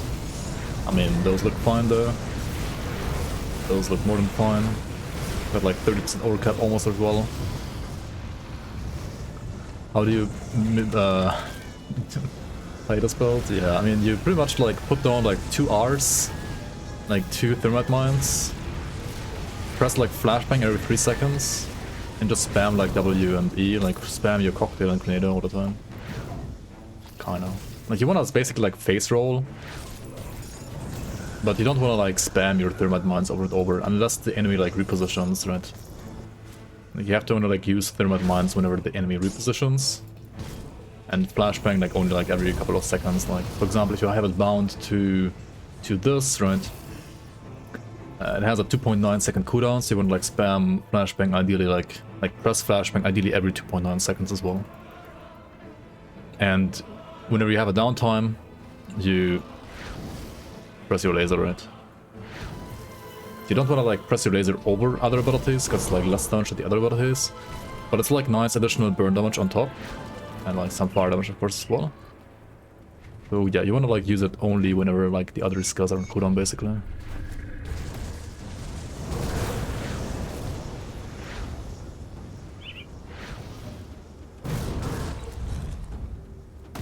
I mean, depending on like how much you like the ability, you can just like use it a bit more.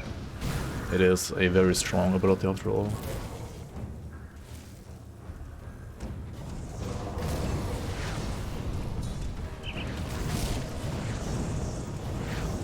Yeah, for example, how I play this usually is like I only like use my middle finger and like my pointy finger, right, to like spam W and E all the time, and then occasionally I like move over my finger to like Q and R. Actually, no, Q is with the ring finger and R is like with the pointy finger as well. I can move over my pointy from E to R. Press Q every now and then with the ring finger.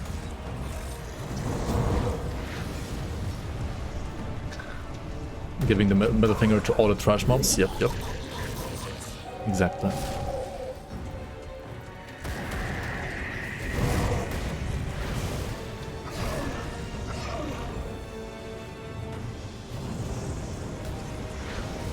Yeah, I actually did the crate super boss puzzle, for example, without like looking anything up.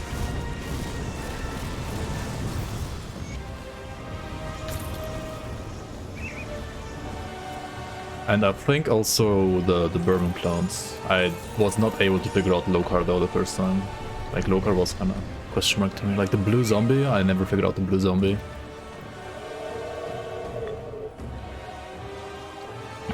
But yeah, I mean, other people have. See what's left of my wares. It is certainly possible. I don't think like any of these like super boss puzzles are really like unsolvable if you know, pay attention and you know the game a bit. Put it to good use. Alright, one more point here, one more here.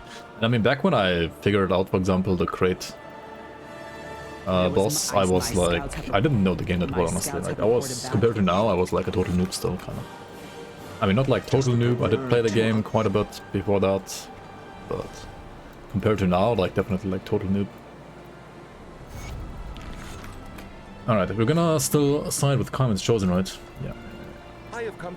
Also, we need to buy writs, the writs from Homestead and the writ from the Black Legion I'll give you a good to speed up the left. reputation process again. We got an empowered acolyte cord. Oh, that's for pets. Oh, never mind. I thought it's the same that I already have. Pet stuff? Yikes. See ya. And if you like pets, pets are good in this game. I just personally don't like them, but they're good. Feel free to play like a pet shaman or occultist or necromancer. They're all like pretty good.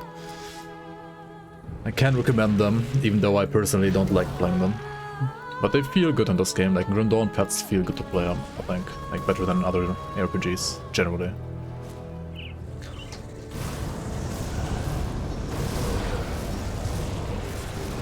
Kind of has better augments generally than necromancers. The necromancers, like the order has like one updated. They got like one of their augments updated, and that one is actually pretty decent.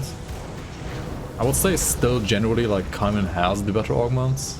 I mean, lore-wise, you kind of always want to side with Vigil though, right? Like, I mean, both are kind of evil in a way as well, but Kaiman is more evil than Vigil, I would say. But they do have like more powerful augments for the most part.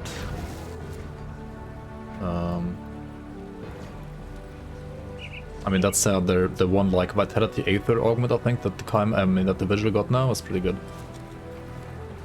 Whoever you side with, you always need the opposite resistance augments. I mean, ideally you want to have like that part planned out before you side with some of the factions. At least before you side with them on Ultimate. Like, you can always like decide like again on the next difficulty, right? If you went with Kaiman and normal, you can change your mind in Elite and like go with the other faction on Elite or an Ultimate. But yeah, once you've like decided 3 times, there is no more like going back. You're stuck with the faction that you have then. Just realize you want better augments. Fuck your life. I mean, as I said, like if you haven't played all 3 difficulties yet, then you can still change your mind in the next difficulty.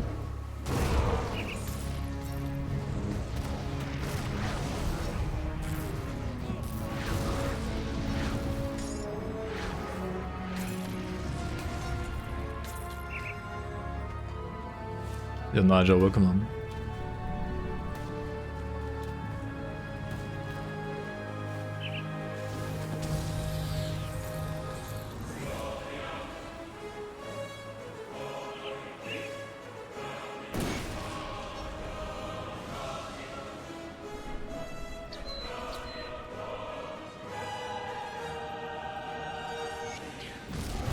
I mean, it also might always like depend on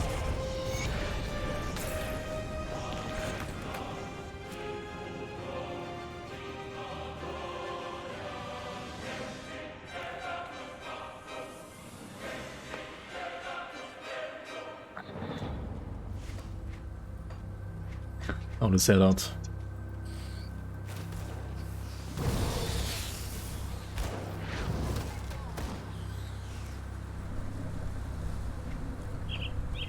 I mean, the gear that you have, right? Like, if you don't have the same gear as whatever build you're looking up, then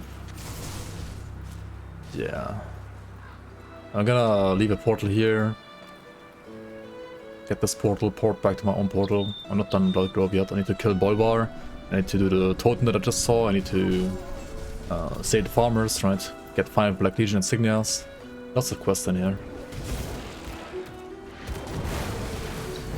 The bit Chaos Rest from Carmen is pretty much always useful. Yeah, it's generally more useful, I feel like, than the Aether Chaos one. But the Aether, I mean the Aether Wit one rather. But the Aether Wit one is also pretty good. On Vigil.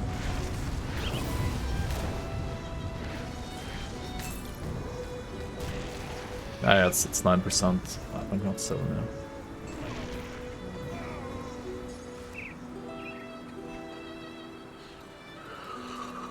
Yep, might be true.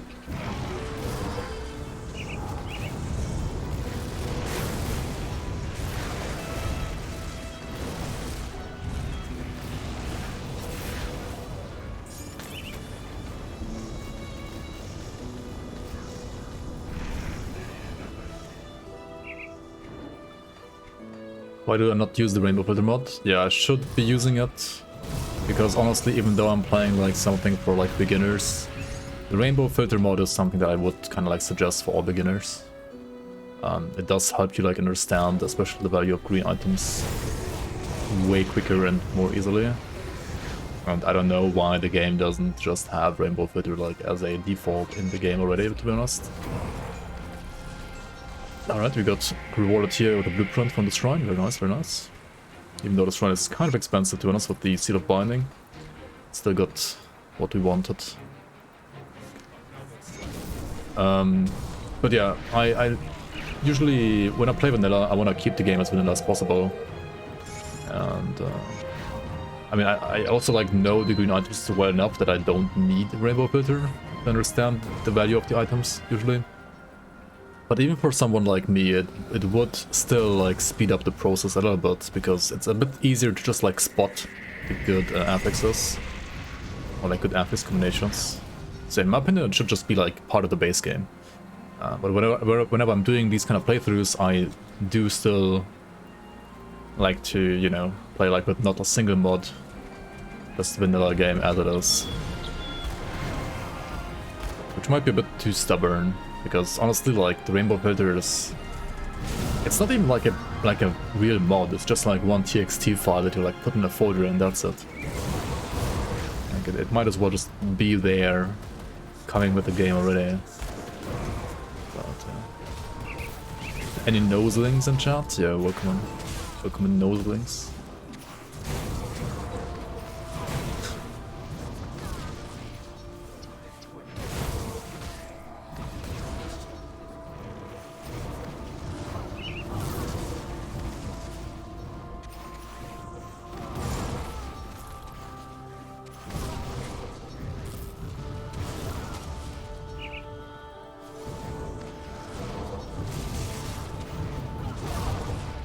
The wiki, wait, did the wiki get updated? Hog?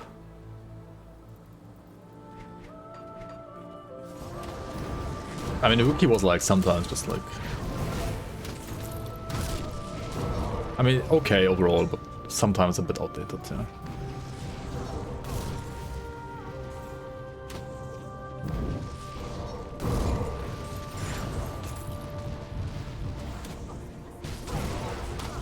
generally GRIMTOOLS are better than the wiki, yeah.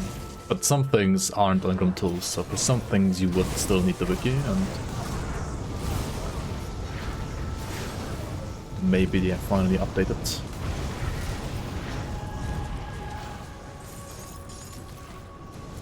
Alright, also kill this guy for the other Kai's chosen side quests here.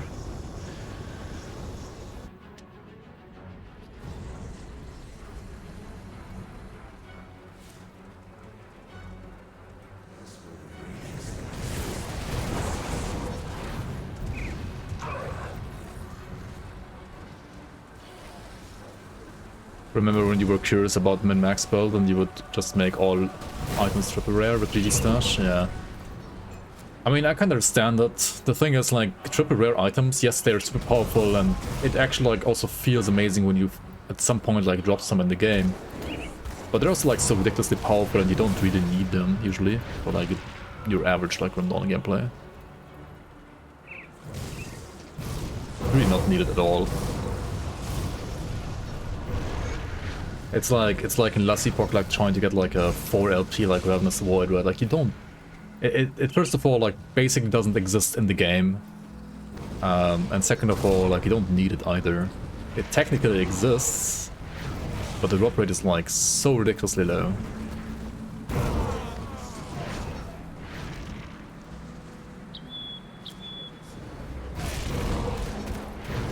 Yo, Sarlog, welcome. Any fun melee with Aether build recommendations? I literally only know some wallet bolts and items, XDD. Thinking DK. I mean, there's the good old Aether Krieg DK, I guess. Bad chest. Reddit's fan favorite. I don't know how strong that one really is nowadays though, like... There's some other like very strong Aether builds, something like Aether Spellbreaker or like Aether Infiltrator, like not even kidding. Those are actually like, I mean they're like they're not a soldier, so like they're squishier than a soldier. But they're like pretty funny actually. I mean pretty fun actually, and pretty strong. For Vitality I would, if you wanna do like two-handed Vitality, I would always play like a Ritualist instead of a Death Knight. Like play Shaman instead of Soldier. Play like a Bone Harvest two-handed, for example. But if you want to be tankier, sure, you can just like play a Death Knight. It's fine as well. Like the Blood Knight set is kind of straightforward for like Vitality melee, I would say. Like Vitality melee Necromancer at least.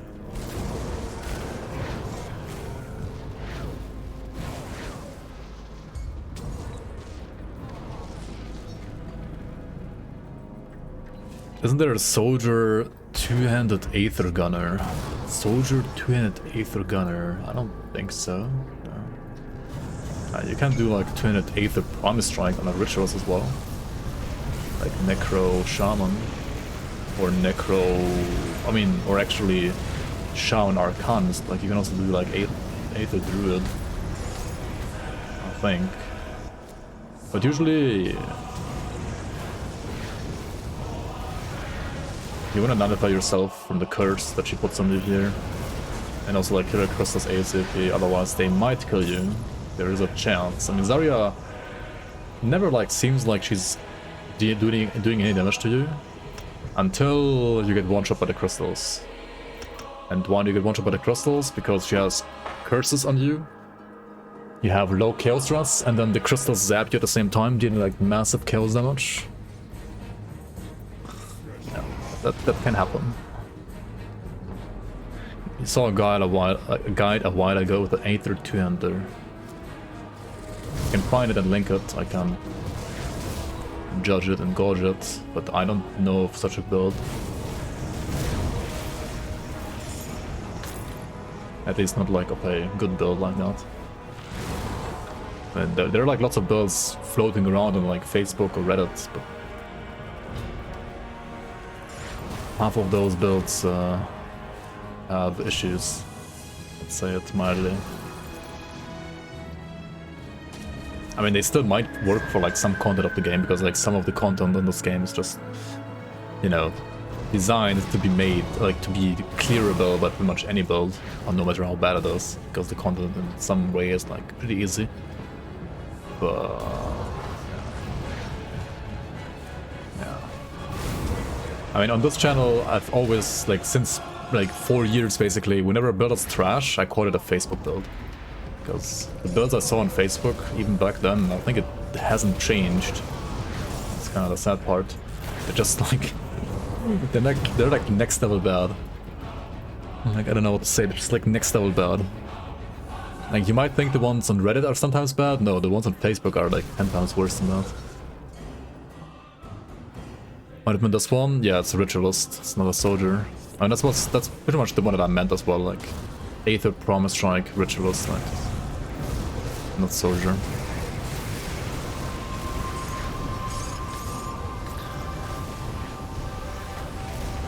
But yeah, that concept pretty much works, yeah.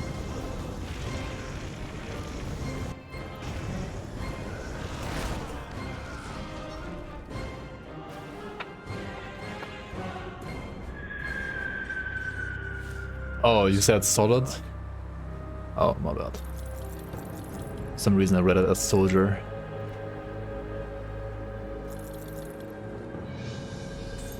Yeah, no, that one is solid, yeah. It is solid if it's not a soldier, indeed.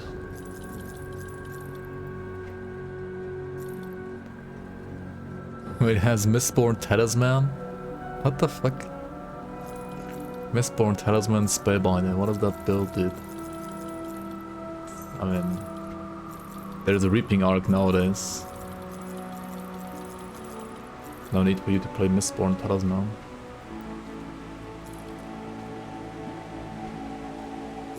Alright, we're getting some legendaries like left and right here. Do we really care about those though? Honestly, the chest is pretty good. Wait, this chest? Yo, that's actually pretty bad chest. We equip these shoulders, right? We equip this chest. And we have terrible acid rest there. Now, how do we fix the acid rest? I mean, you could...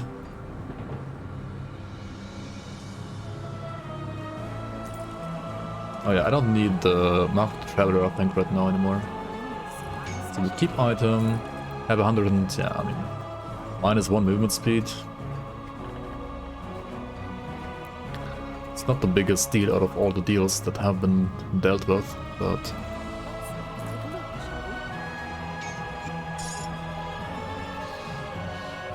Now what can you put in chest if you don't need more wit and chaos rust and you don't need like anything else? You can just put like either Chains of Oleron or Chains of Oleron pretty much.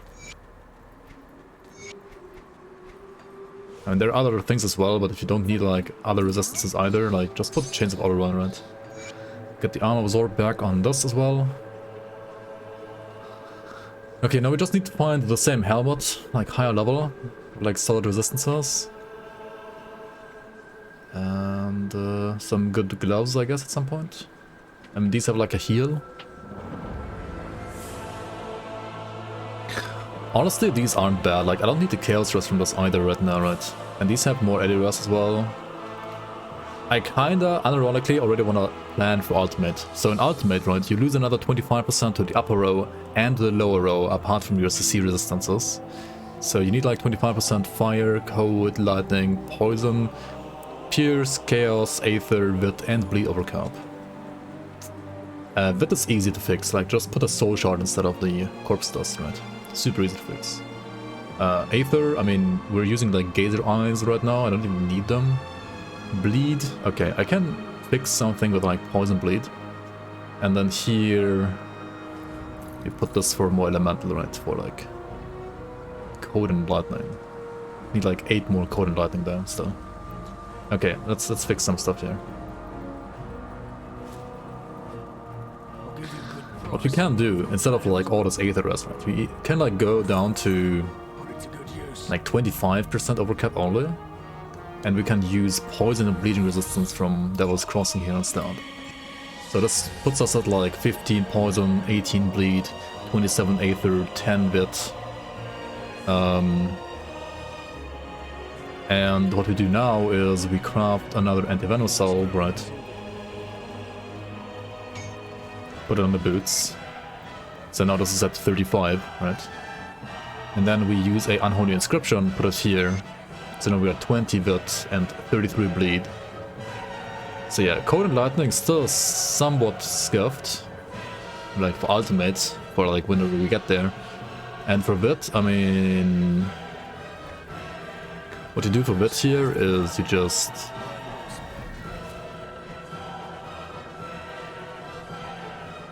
remove your opponent here. Do keep in mind that when you do that...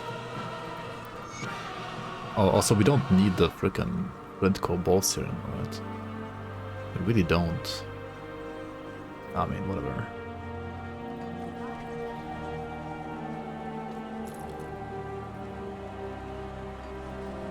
And you want a second Blint there instead. More damage because the build was lacking damage. You also have the Ward of Illusion from this. What does it even do? More DA, chance to avoid projectiles? I mean, sure.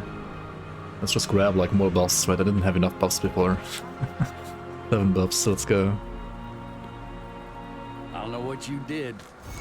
Could also remove chains and put Adras augment component. Actually true. Not even wrong about that. See anything you like? Not even wrong about that. Put it to good use. I removed the component here, right? So I need more poison bleed there. Yeah. I'm gonna probably do that. Where is it? This one right here, right? Hello, the ground. Hello, the ground gives you like 10%, 12% Adras. That would fix that overcap as well. I mean... Chains is so good though, as long as you can use it.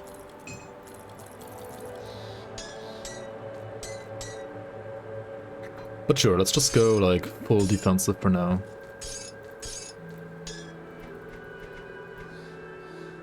Might as well like just prepare.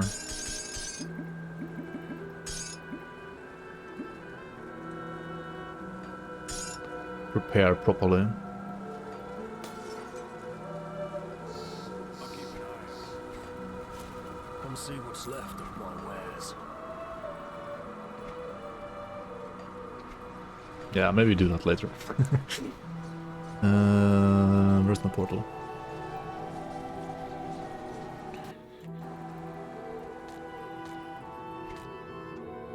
Obsidian plate cuirass, also not that bad honestly. Not that bad, not that bad. So this chest has like +2 to mirror and another 3 points in conversion, giving me like actual good CC resistances. And this one gives me +3 in cocktail, which actually means that I'm currently running too many points in cocktail.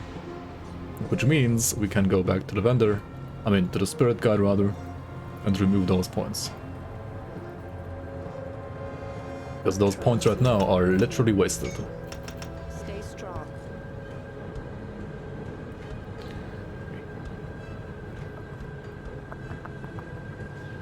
Now where do I want to put those points? We can like put, I don't know, 2 here.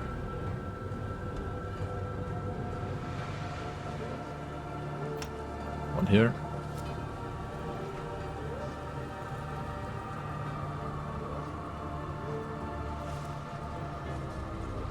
Yo, Heaven Workman. Doc arrive, Bloomer arrive.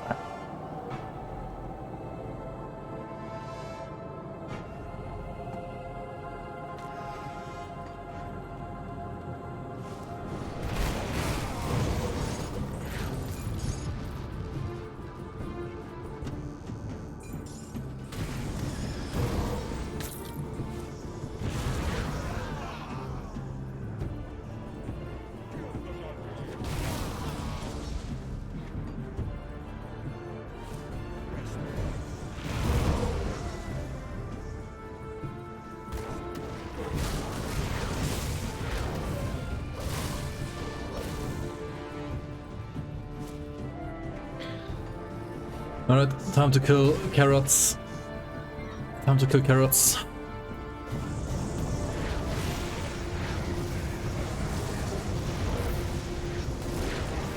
A chill farm build. I'll check it out. Again, take a look at the curse when you're fighting this guy, right? Whenever you have the curse on you, or like whenever you feel threatened by the curse, you can use nullification to get rid of it.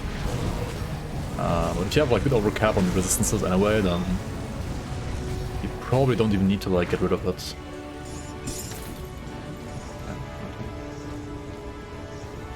This boss in quotation marks is down.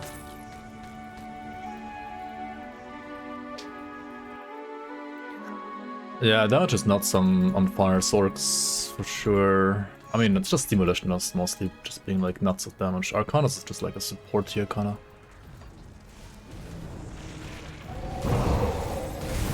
I also still wanna like push through Start Pact, right? Like, Start Pact has good reduction. Ironically not bad. Also, I want maybe like Ozin's Chosen at some point, like Procreator, right?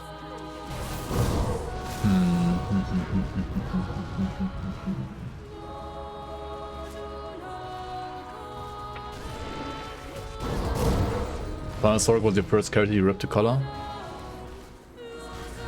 Fire Sorc was my very first hardcore character in vanilla Grim Dawn as well back then. Like, when I died at some point in the late back then because I was like a noob.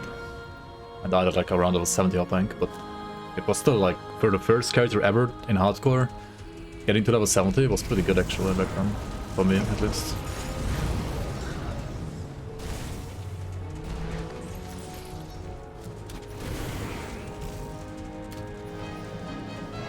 I mean, I also died to Locksmere in the late, like dying to Locksmere is, it's like forgivable I guess, forgivable death.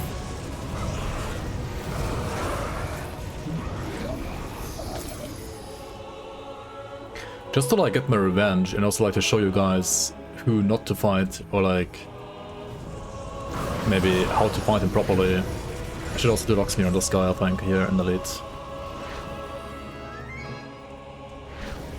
Because generally fighting Locksmere on a Sorc is not a problem, since you have mirror, right? Like he nullifies you, you lose all your buffs, but you just mirror after that, and then you kill him. Like it shouldn't be that hard. It's just like when you don't know what he does, you might get overwhelmed and just die.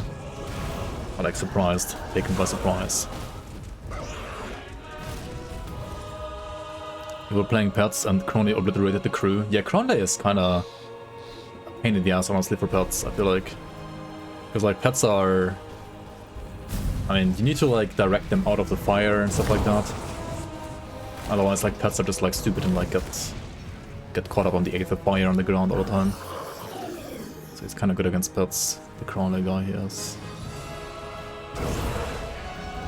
Alright, I'm just like running through the road here real quick.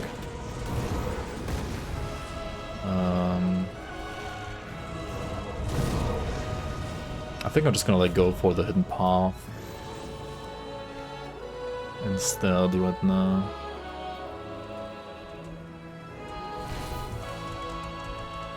Hidden path, path 3 over here, right? You're gonna get another attribute point, and also you can, if you're crazy enough, also find the Mad Queen. But like, don't blame me if you don't Mad Queen, right? You know, you want to look out for her aura, and then nullify her aura perfectly, and then mirror the second time she auras, and like just never get hit by melee attacks, and then she shouldn't be a problem. But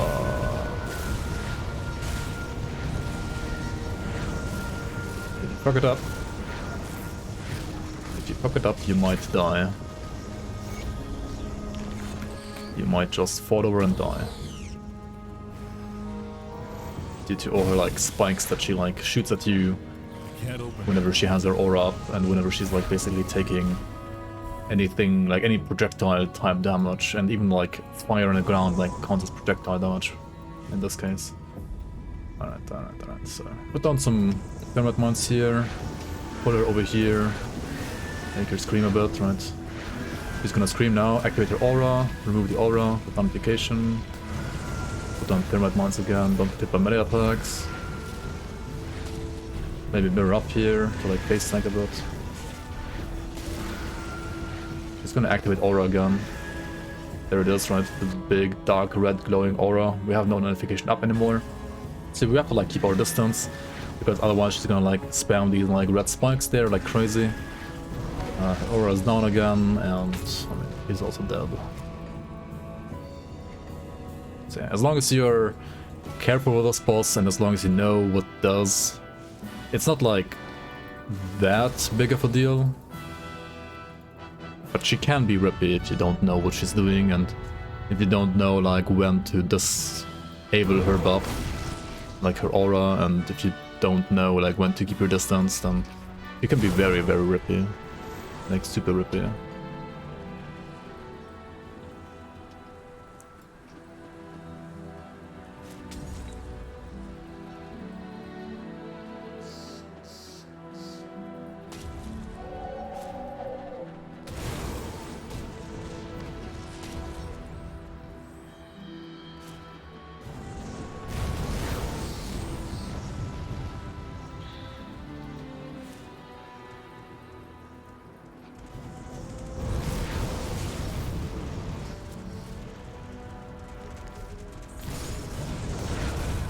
There's this like Shrine of Mongdogan over here, which you can ignore for now. We're gonna maybe like check it out in Ultimate. Not sure yet. If I'm gonna push this character that far, but maybe we will. Look at all these debuffs, right?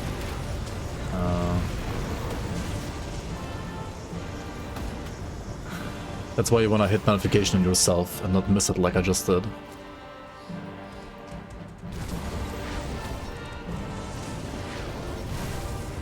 Percent total speed like in Titan Quest. Like for the entire game. I don't know how GRIMTOOLS did that. I mean, I know how I would get rid of the caps. Like I could remove the caps for movement speed, for example, and stuff like that. Or like for attack and constant speed as well. The problem is, if you do that, right, if you just do that, the game is just easier. And I don't think the game needs to be easier than it already is. Increasing like all the speed and everything on the entire game might be more interesting, like how Titan Quest does it, right? Or like how GRIMTOOLS also does it. But first of all, I don't know how GRIMTOOLS did it, and second of all, there are people that like the game at the speed as it is.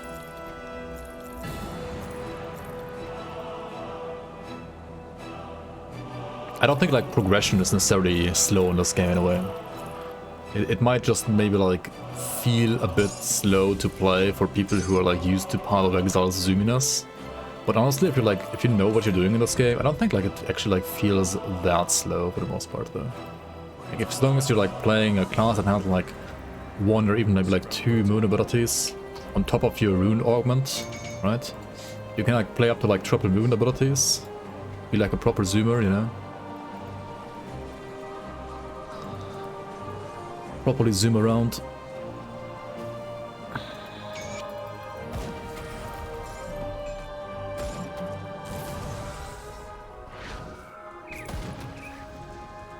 So it's easy with modding tools to just like remove the caps, but the total speed modifiers thing is it's a bit harder to do, and I don't know how Glockengerda, the creator of GRIMTOOLS, did it. She has like done some stuff with the game that is, well, stuff that I don't understand. I'm not like a professional programmer when it comes to that, to be honest. I mean, I do know some very, very basic programming, but I'm not like an actual programmer, unfortunately. Maybe at some point, maybe, we'll see. I'm gonna leave a portal here for the side quest, maybe. FASM. What does that mean, Pokemon?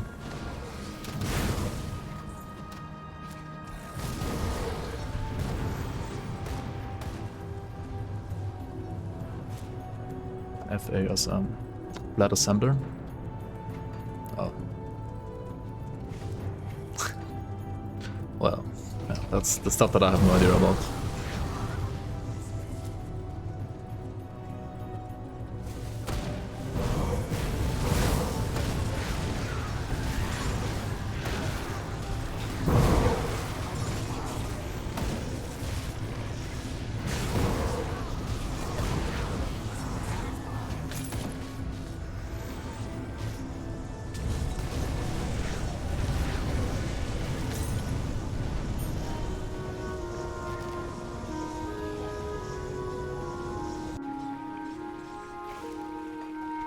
Oh hey, we got the helmet there.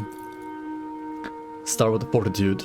I mean, it's technically like worse to get the A than OA, but we have enough OA anyway.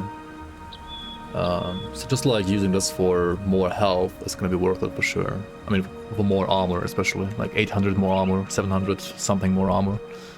It's insane. May the light have... Alright, we did this one, right? We got... not enough seals. Oh well, I guess I left the portal for the side quests for no reason then. Nothing. Oh well. Let's go back to Homestead and hand on all the quests. We have a question related to web development. Do you know how GRIMTOOLS links works? It has an 8-char unique suffix in URL that translates to the gear you're wearing and the rest of your character. How does that work? That is a good question that I'm afraid I cannot answer, but maybe someone else in chat can. If Ground Zero was here, maybe he would know as well. He's more like... how do you say that? He knows more about like web development than I do. It just works. Yeah, that's like the kind of answer I would give you as well. It just works, but I don't know like how exactly. I am told I could, when the Legion was forced I mean, to yeah, fight it's basically Cyclonian- like it's a code for like all the information in there, but how exactly that works? No idea. Chat GPT. Yeah, maybe he knows, or she, or it.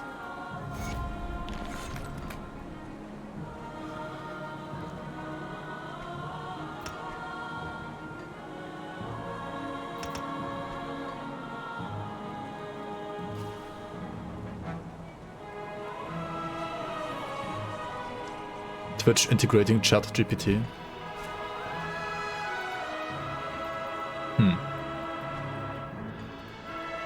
Good. You can trade the sites.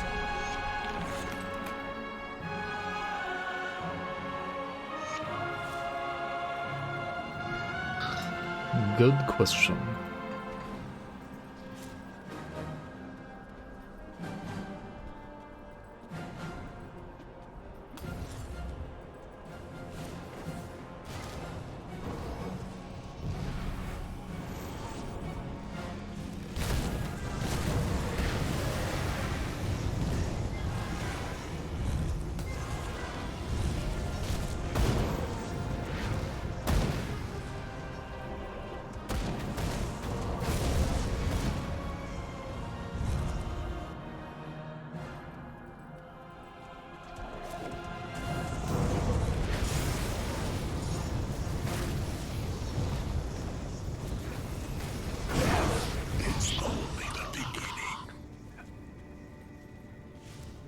Yep, death.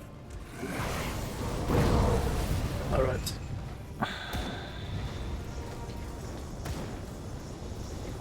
Any more helmets? No.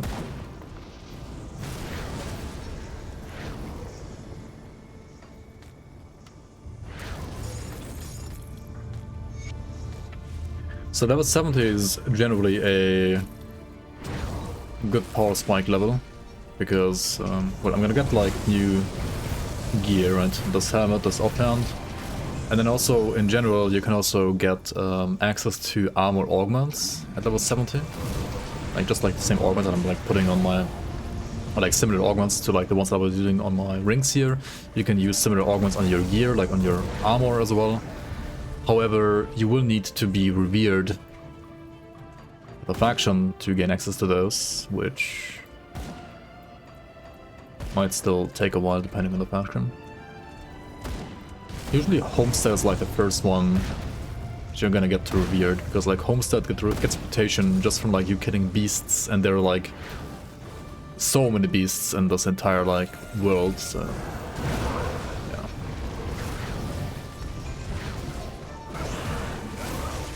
Especially when you skip the DLCs, like I'm gonna do here in Elite. Beasts are usually like the first that you get up to max. I mean, it's even easier to get them to max when you go to the Ugdenborg and skip the like Act 6 and 7.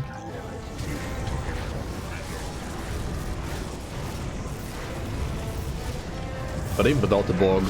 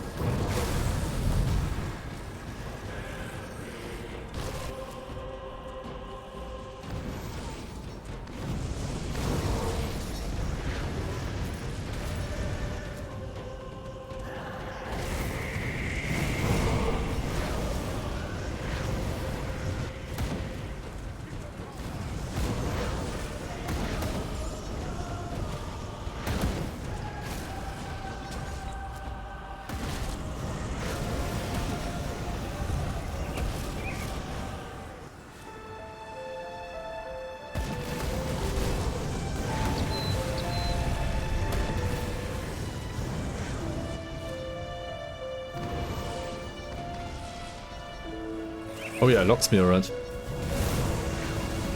So Locksmith is a hero mob that doesn't look like he's dangerous, but he can be very dangerous, and he also doesn't have a 100% spawn chance, so we might not even encounter him here, but he spawns to the east, or like in the east of the Plains of Strife, pretty much around here, and he has the ability to nullify, just like the Arcanus class, instantly, not like the arcane mobs where you have like a projectile that you can dodge.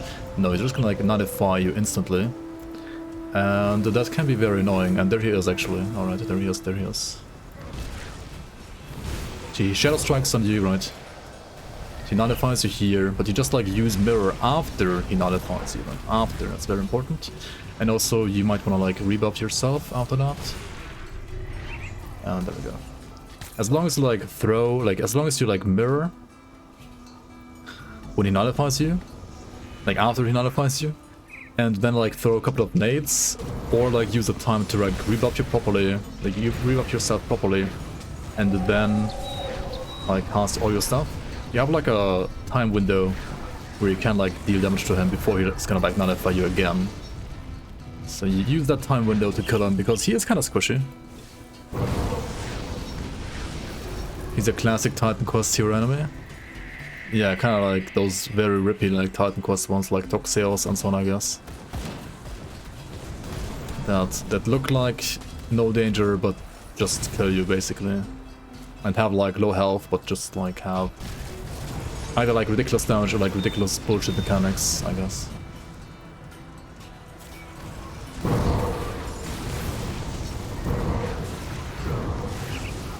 Or like, I mean, there was like this one cat lady in Act 1 as well in Titan Quest, right? Like just like spams nullify on you all the time, right? Super annoying as well in Titan Quest. Holy shit. That mob was cancer. To just like keep spamming nullify in your face.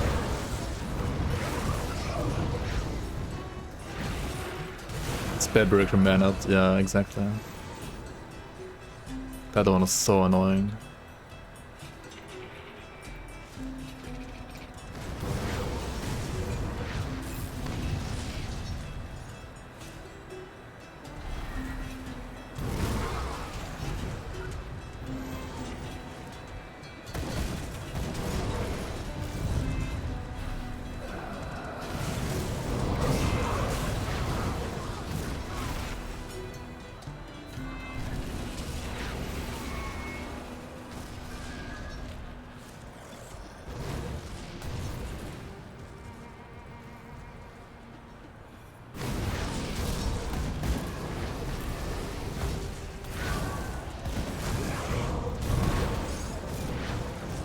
have any build in mind using Salazar's Blade?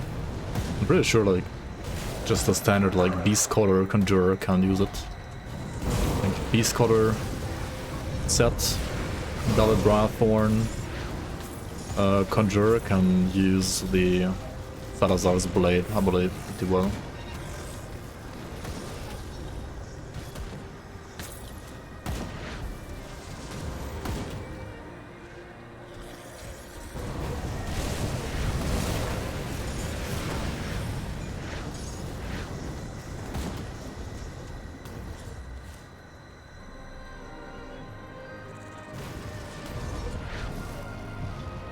Yeah, okay, so when you create a link, it saves the data of the character on the server of GRIMTOOLS and just like creates a link towards that saved data that is on the server and not in the link. Okay. That makes more sense, yeah. Saving all the data in the link would be like some serious magic. Yeah, that makes more sense.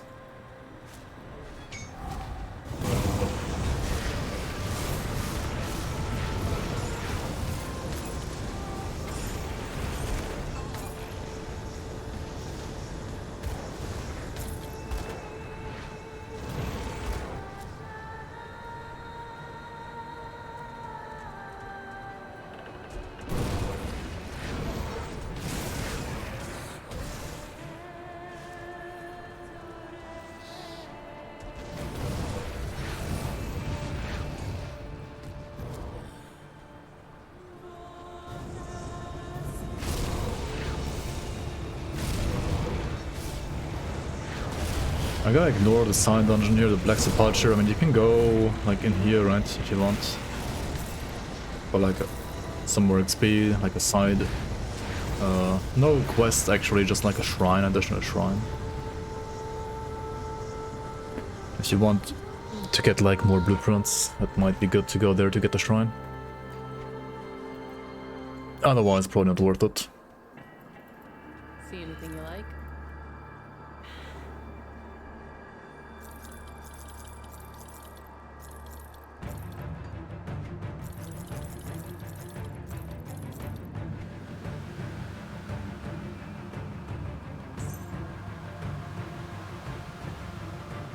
Honestly, these gloves are pretty good. Sure, I lose the I lose the heal.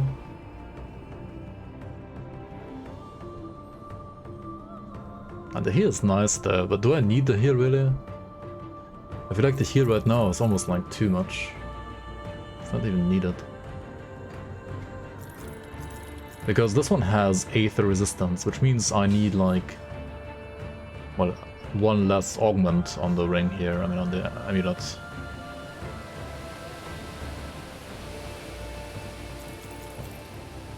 Oh, we also got these Runic Bracers. Runic Bracers are such amazing defensive gloves as well, like, look at the proc.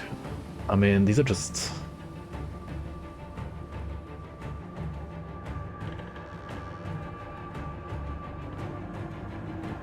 I mean, Runic Bracers are just insane.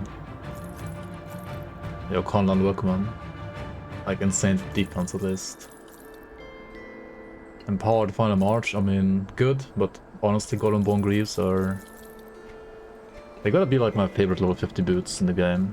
They're too good to pass on.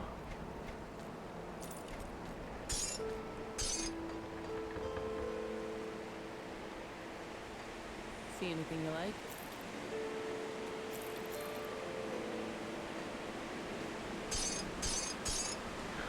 Check out these pants. Of Nature's Bounty is honestly not a bad suffix.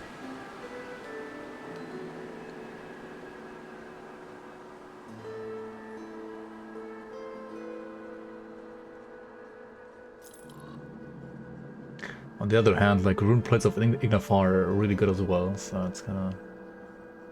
These aren't bad either, right? I would lose some Chaos Rust, gain some Eddy Rust, which is actually good for me right now, but also like I would lose physical resistance. And then there's also Spell Weave leg wraps, which aren't bad either.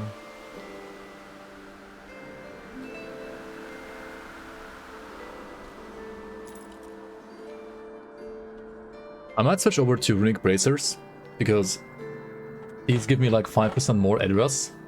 This gives me 5% more address, and I have like 10% more like Code and Lightning, like perfect for ultimate. Which means I don't need these then.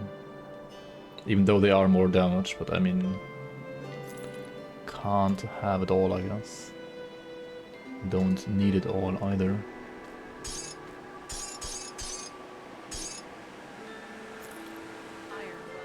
Good work down there. We cannot simply march How do you our know forces what item is straight good and into what the is bad? fronts. When you're a Cult fresh player, minions will check the set up website. camps in force. Use your brain, basically. You need to know that resistances are good. Resistances are really, really good. I mean, health is never bad, but resistances in Grim Dawn are generally, like, better. Plus, skills to your main damage abilities are generally, like, even better than, like, getting resistances or health. Skill modifiers for your skill are the best there is, basically. And then percent damage is also good, but it's less important on gear than resistances and health or armor. Because you will get percent damage if you like spec into devotions properly anyway, and you will get percent damage from like classes as well anyway. So generally what I would do is try to look for like damage on your weapons, right? Like weapon and offhand, and try to look for, or like try to always value items, doesn't matter in which slot, that give you like damage to your main damage abilities, like this one for Grenado, this one for Cocktail, this one for Cocktail, this one for Cocktail, right? Over pretty much everything else. But then for the other slots, you wanna value resistances and health over damage usually. For the very end game, you kind of want like damage on every single slot, but like until then, it's more important to like fix your res and your health and your like armor first. Yeah, and then there are some slots where you can get like +1 to all skills to your mastery like very easily, like for example Relic, Belt and Amulet. And in some cases also Helmet, but usually that's more like an endgame stuff. While leveling it's like easy on Amulet, Belt and Relic. So as you can see I have like +1 demo here, +1 demo here, +1 demolitionist here on all 3 slots here. And the rest is just like, yeah, putting together the pieces of the puzzle. And if you basically like know those like generic rules, just like look at the items that you have, that you found, and then like try to understand, okay, are they good or bad? Like this one is good because it has like Aether, Chaos and Elemental resistances, right? Elemental is like Fire, Code and Lightning on top, so it's like lots of resistances and health. And it has a proc that gives you more resistances. For like a short duration only, but I mean, it's still like, it's good, right? Like, you understand this is a defensively good pair of gloves, right? And if your current gloves don't give you like insane damage for your main skill, then these are probably better than whatever you have already, right?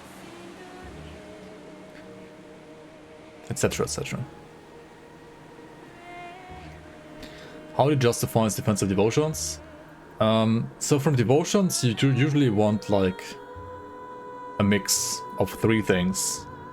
You want resistance reduction, stacking of the stacking type.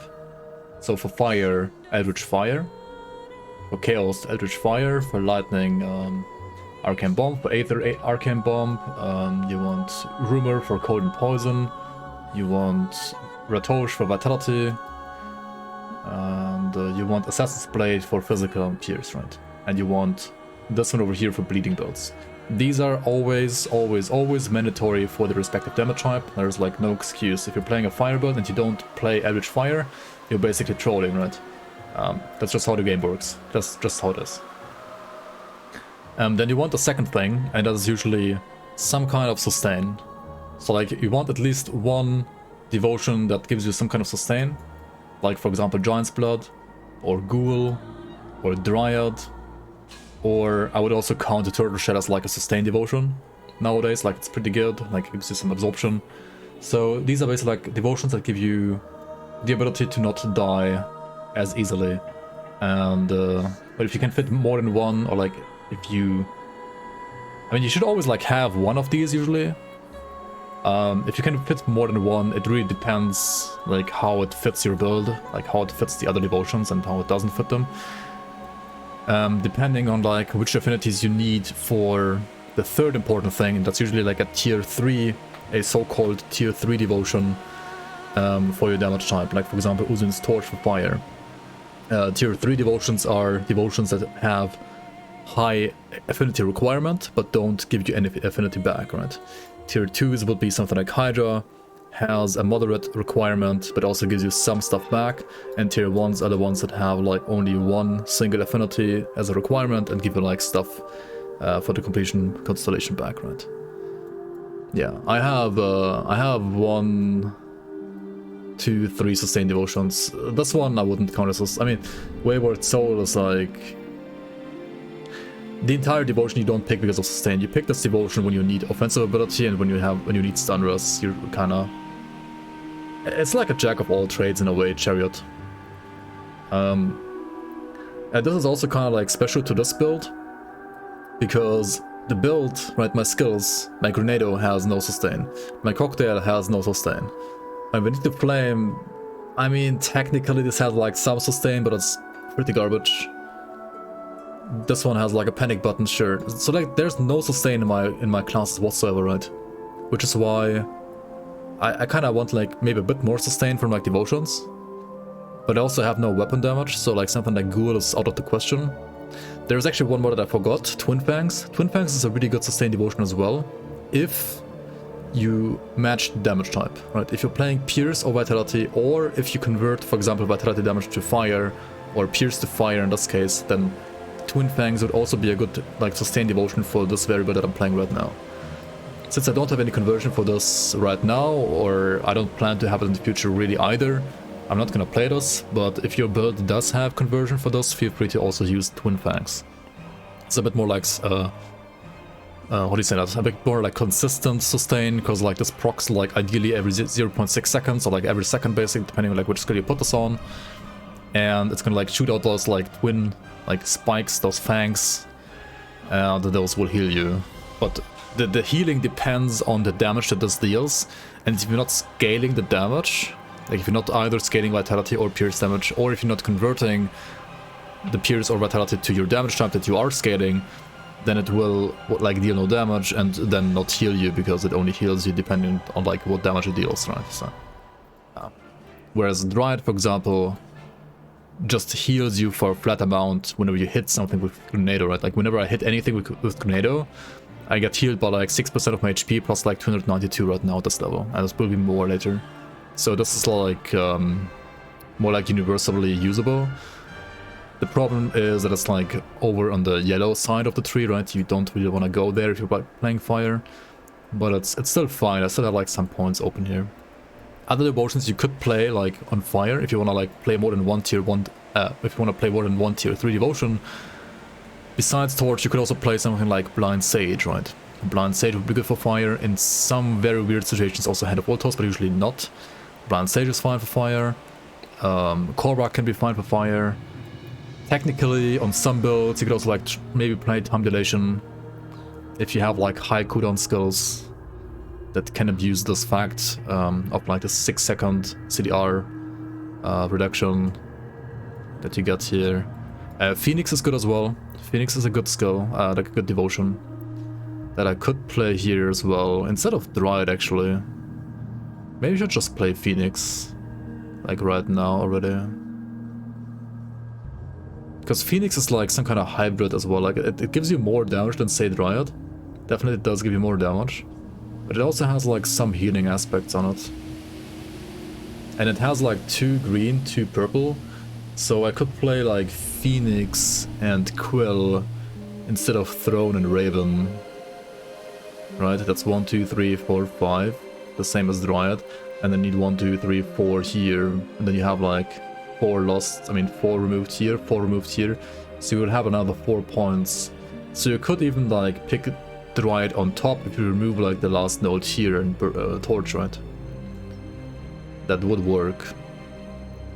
The problem is then you have like 22% less stun res, which would hurt a little bit now. I mean, once I have like some gear, that would not be a problem anymore though. Like Phoenix would be legit like the best thing to pick here, I think, aside from what I have right now. Yo, Carrie Gupta, thank you so much for the resub. Thank you so much for 3 months of support. Welcome back, welcome back. Much appreciate. Much appreciated. Why did I not take Crown? Because I have Cocktail. So Crown has like up to 32%, not percent, up to 32 reduced targets elemental resistances, right? Like at max level this is going to be 32, the value is 32. However, this debuff type does not stack with Agonizing Flames, and Agonizing Flames already has 28. So at max level this would be like only 4 resistance reduction, right? It's only 4 more than Agonizing Flames. And then once you get more skill points for this, it's gonna be like the same, so it's kind of like useless. That's why I don't need it. If you're playing a Demolitionist with Cocktail, you don't need it. If you're not playing Cocktail, then it's good, yes. But if you are playing Cocktail, then it's useless, or like close to useless.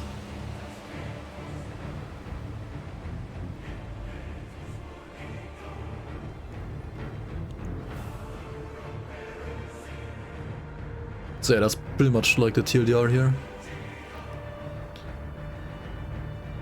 I mean, the I don't know if it was like TLDR, but it was pretty long, rather long explanation here.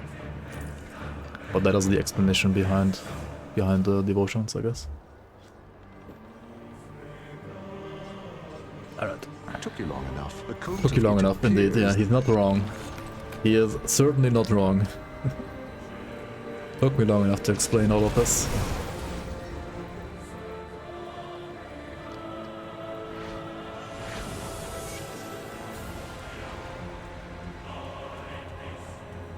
Yesterday you betrayed Yvonda. Turned in her note after opening her hideaway to plunder it later.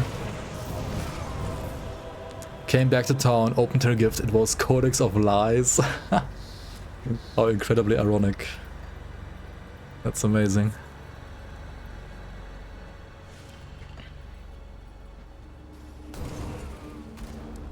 That is perfect.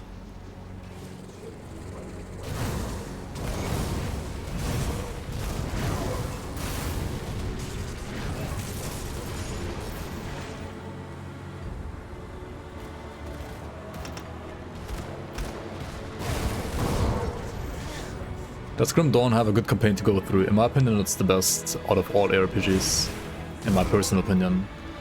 The presentation might be sometimes a bit lacking because there's no like, apart from literally only one cutscene, there's no like fancy cutscenes like in Diablo 3, you know? Or like in Diablo 2, because the game was like a low budget game when it first like came to like reality, right? But the lore, if you don't mind reading, right, the lore, there's so much lore and it's all like, in my opinion, like very, very well written. The lore is amazing and the world building, the immersion is perfect, in my opinion. Like compared to Last Epoch or Path of Exile, or in my opinion even like compared to Diablo, it's better. Diablo has like better presentation though, I would argue. Like Diablo has better presentation, but the actual lore is kind of simple in Diablo as well. Grim Dawn has a bit more like complicated lore. I mean, it's not like super simple, super complicated either, but it's, I don't know, if you like Warhammer lore, in my opinion, like Grim Dawn is kind of Warhammer inspired lore-wise actually. Like with the witch gods being kind of like the chaos gods in a way. I mean, not really, but like similar-ish.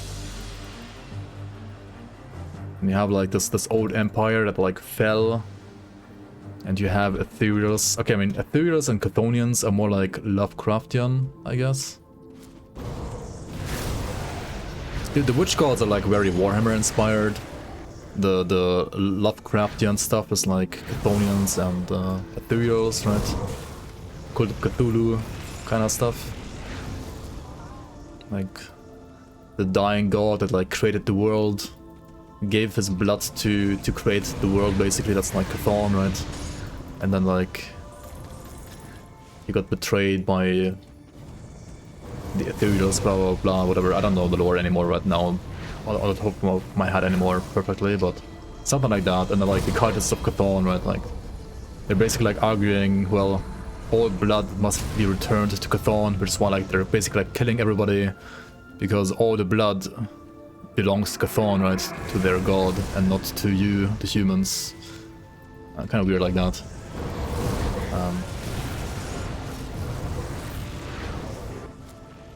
And then ethereals are...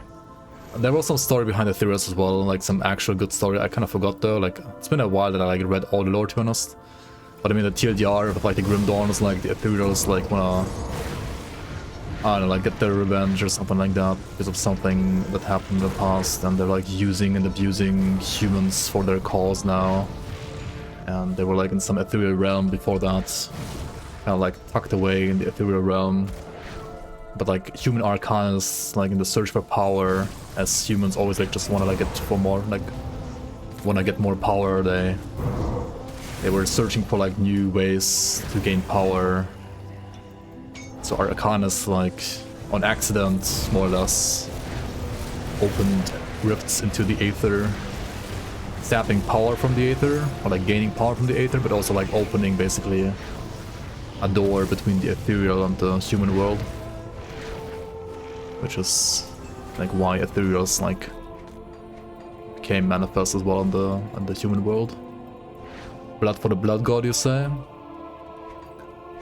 Yeah, the funny thing is like Chthon is like blood for the blood god, but Chthon, it's like a mix, right? Like you could say like Chthon is similar to Khorne when it comes to like how the followers like feel about blood for the blood god, right?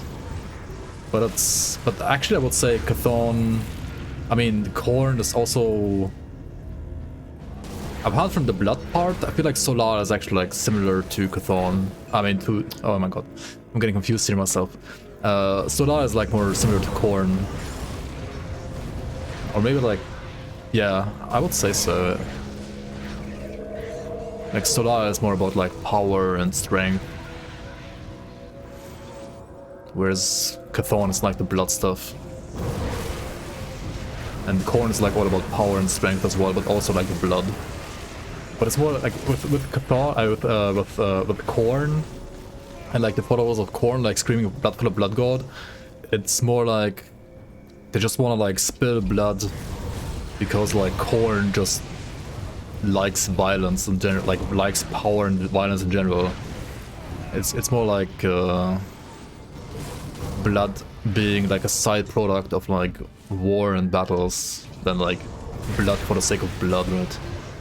Whereas Chthon is more about, he's less about violence, so like his followers actually like less about violence. I mean, ideally they just want you to like donate them their blood, right? They don't want to like really fight for it. I mean, they do if they have to, but ideally they just want to like, you know, set up a bathhouse and like invite you to their bathhouse and like cut up your like arteries while you're like taking a bath. They don't really want to like fight for it.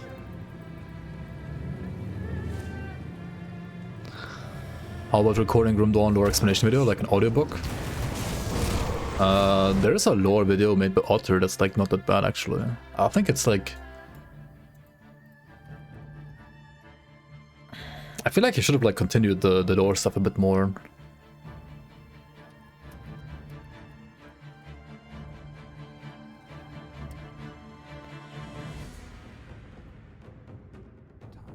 Like this one, for example.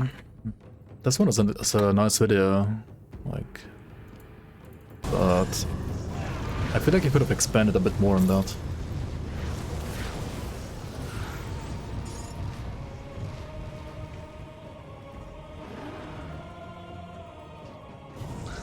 The Barrow Home lore is also kind of cool. Yeah, I mean you have like other deities as well, like Mogdruin and like Ravager.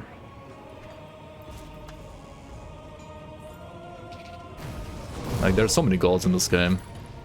I mean, And basically like all the gods are... There's some gods where you don't know, like, are they actually like gods, or... I mean, there are other like gods that were humans before, like the witch gods, for example. They were like... But you also don't know, like, were they like actually humans, or were they like... just like mythical beings? But they're more like actual humans compared to like some of the like Capone or like the Ethereals. Rabbit is just like straight up a skinwalker god. Remind me what a skinwalker god is exactly again.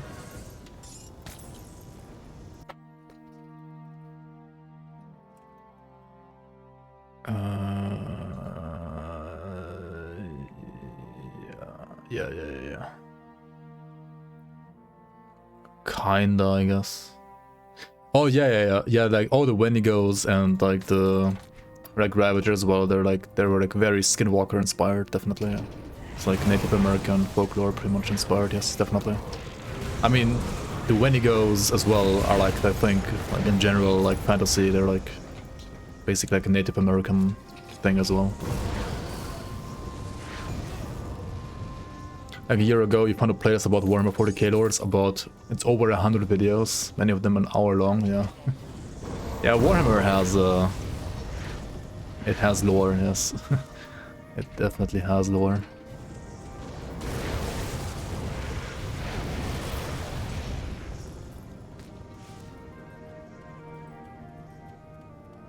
I mean, Crate is a North American company, so it makes sense that they're also like tapping into like Native American folklore. Sure does make sense. It's pretty cool in my opinion, like really cool.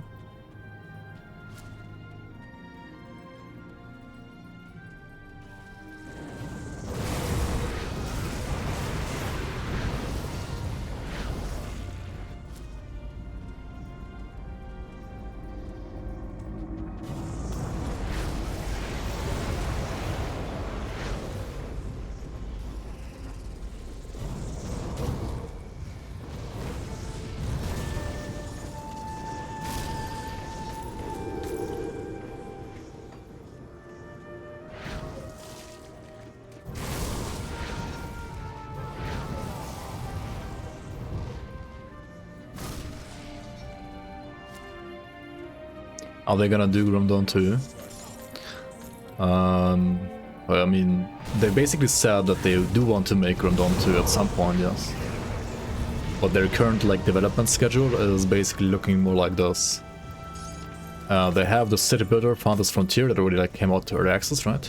They wanna finish working on that, and they're also like at the same time currently working on creating an engine for an RTS game, and that RTS game is to, well, to take place in the world of Grim Dawn before the Grim Dawn happened, basically. It's to be set in a pre-Grim Dawn cairn, and then once that RTS game is done, they want to run Grim Dawn 2 on that RTS engine as well. That's like their development schedule right now.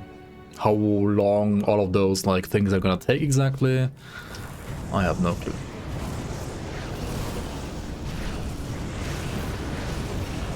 Didn't they release the strategy game? They released a city builder, not a strategy game. They released a survival city builder.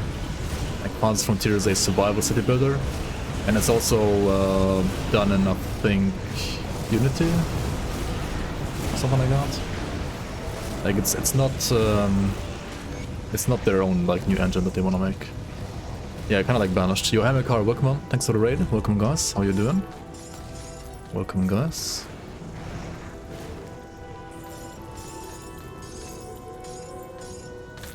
So yeah, I mean, Grim Dawn 2 when? I mean, realistically, I would look at something like, I don't know, maybe like 2028. Like, I don't think it's gonna happen before that anyway. Like, maybe like in 5 years from now. 4 years, maybe 5 years, something like that. Maybe like when Diablo 5 comes out, like Grim Dawn 2 is gonna come out, you know?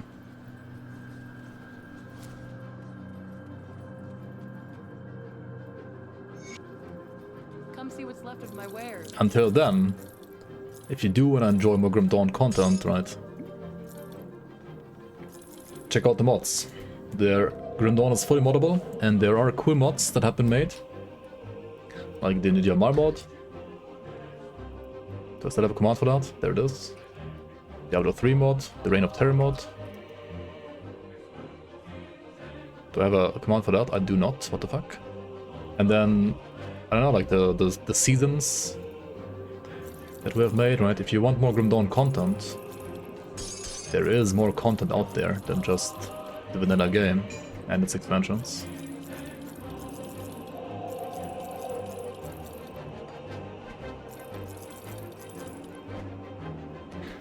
And if you wanna like mess around with like crazy amounts of masteries, there's like the Dawn of Masteries mod as well. Well spent. You've returned. So are great. Good, I struggle to it. You see, the Luminari have long. Alright, so I My father and kinda don't wanna do Act 5 and 6 and 7. I wanna skip that stuff. But I do wanna get to level 70 before we go to Ultimate.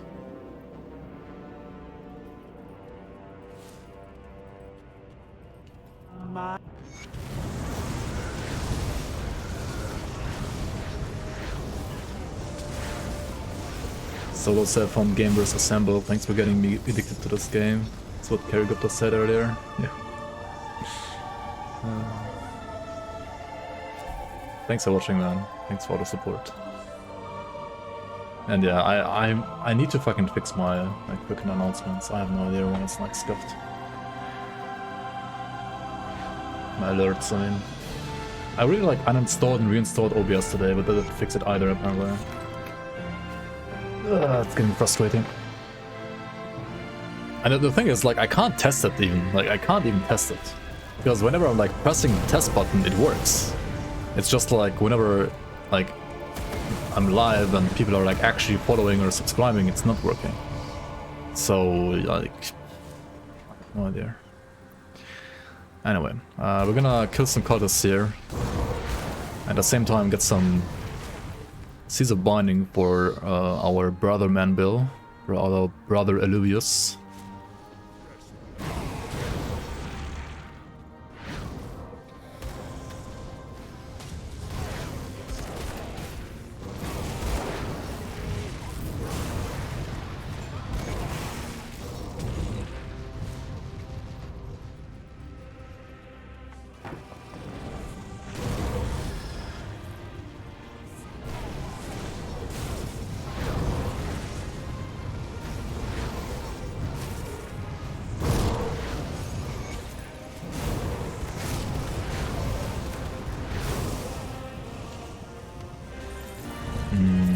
I guess I'm gonna like... wait, no. I wanna stop here because there is a side quest telling me to go here probably anyway at some point maybe. He tried the Diablo 2 mod recently, but it felt empty after playing normal Grim Dawn. When did you try it? Didn't it get like some updates? Maybe the like the quest design or like the map density when it comes to like content is... I mean, it's kind of hard to get close to Grim Dawn, to be honest. It really is. Like even when I was like when Hawk and me were like designing the maps for season 4 and like trying to fill the maps with like quests and all the secrets and all the chests and all the like they're like all the maps are so they're not like really that big in Grim Dawn. They're just like rich in like content, right? They have so much content in them. And that's amazing. Like for example, also when I play Titan Quest, right? Like Titan Quest is I mean okay, apart from like Titan Quest being like a kind of like old game and you know kind of old and dated. But it's the same engine, right? And the maps are in Titan Quest huge. I would say like bigger than in Grim Dawn generally, but the maps also feel so empty. Like the density is lower of mobs, the density of quests, of like bosses, of secrets, like everything is just like so much more packed than Grim Dawn. It's crazy. Alright, we're also gonna do the third part of the hidden path, right? Let's do that first. There's some maps in Reign of Terror where people complain that are too dense. Oh.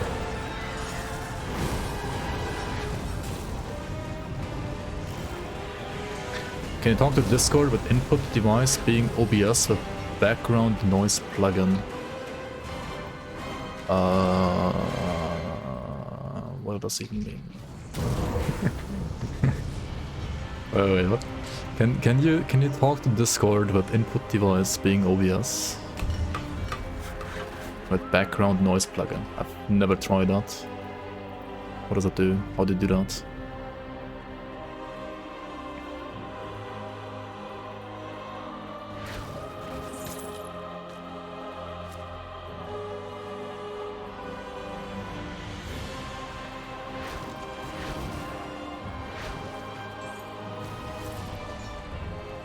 Background noise removal of some kind. Yeah, but it's just like a filter in OBS. Like it's just like a microphone filter setting in OBS.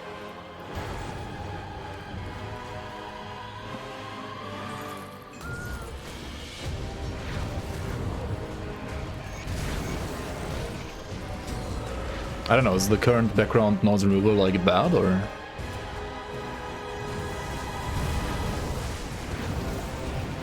I mean, maybe it's bad. I appreciate all the feedback. But I thought they're like usually fine filters. Oh, no, it's just like standard OBS filters. It's I can show you here, right? Like, I mean, it's in it's in German. Oh, what? I have like this to make my voice like stronger compared to in-game music. Then I have like this compressor here, and this like voice suppression, like background noise suppressor, basically. Like these three are active right now. Am I German? I guess I exposed myself, right? Also, where the fuck is this cam? There and not there. What the fuck? There we go.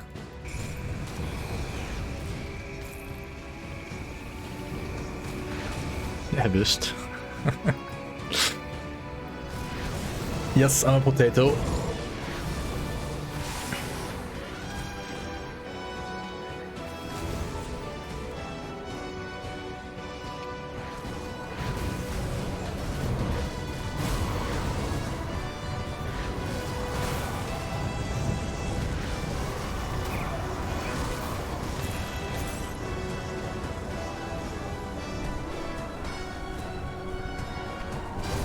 The one OBS you hated distorts your audio because the AC is too much to handle, I guess. Huh. I mean, whatever I have set up might not work for your setup. I don't know. It might depend on the microphone that you're using. It might depend on... I don't know. It can depend on, like... Technical stuff can always, like, depend on many things. like it's... Like, whatever settings I have might not work out for you for, like, different reasons. As long as I'm not from Hanover, everything is fine. What's wrong with people from Hanover? I mean, I'm not from there, but... Don't they speak, like, perfect German? Like, isn't, like, Hannover Deutsch basically the... like, the high German?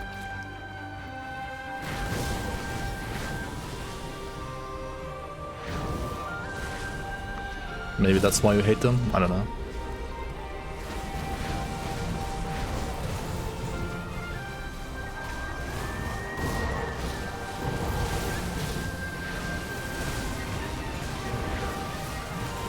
Are you like 4 feet away from your AC, so it's a bit extreme on your mic without good noise suppression? Okay. Yeah, I mean... yeah. I don't have like that problem. Like maybe the OBS one is not good enough at like suppressing stuff like that. I don't have any like expertise with that, to be honest. You're from Braunschweig, so they suck? I see, I see. Nah, I'm from like further down the south. I'm from... I'm from that one part of Germany that... I mean, I don't care, but like, some people here ideally want to not be part of Germany. I guess you know like which part I'm from now. And also like everybody else in Germany like kind of hates them because of their like identity politics that they're like always pushing on the rest of Germany. Bavaria, yeah, exactly. Yep, yep.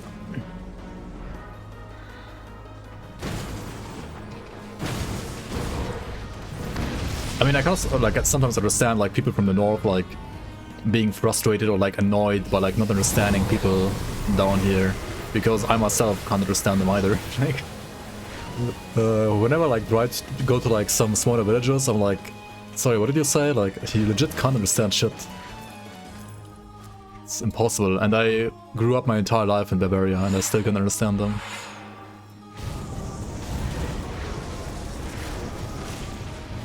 I mean, to be fair, I lived, like, in bigger cities usually, so... Not, like, real Bavaria, I guess. I mean, yeah, it depends though, like, some of them I can understand, some of them are, like, really hard. But yeah, some parts are, like, really, really hard to understand.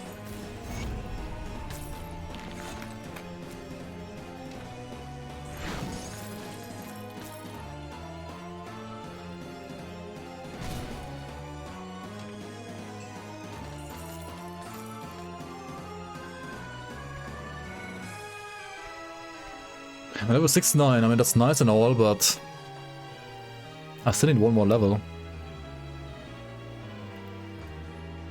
And the question is now, do I push for Star Pact or do I push for Chosen and more points in NATO?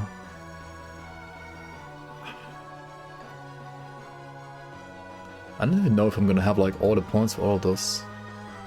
I mean, okay, ideally, right, I wanna have NATO, all points in NATO maxed. That's like another, like, 11, 11... I think I have 2 points here, so like 14, 11, 11 points, right? So 22 and 14 is like, what, 36? 36, 46, 56, plus 18, plus like at least 9 in here. I mean, that's rough. It's gonna be lots of points. I'm level 69, right? So what is that? That is 20 more levels to 90, so it's like 20 times 2 and then plus 10, so it's like 50 skill points only. I will need lots of skill points from gear, that's for sure. To fit in all of what I want here. I mean, later on I might reduce some points from, say, the flame again. Or maybe like, if I have like +1 Arcanus as well, I can like remove some points like here or here or here maybe as well. Yeah. Okay, what do I do? I guess we do the Necromancer quest real quick. Yo, Ville, welcome on, welcome on.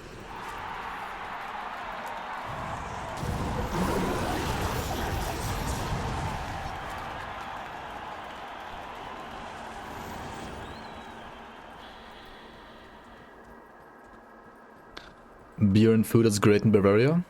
Yeah, that's not wrong. That is not wrong. Unless you want to eat fish. The fish is horrible here. Compared to like the north.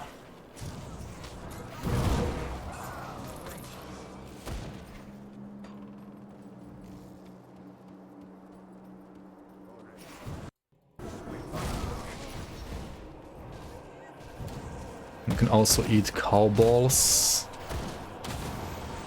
I mean, I've never tried those, but technically you can, yeah. Bavarian fish is fresh from the sea, right? Yeah. Now we have some ponds and some lakes, but that's about it. And they're not like the cleanest either, to be honest.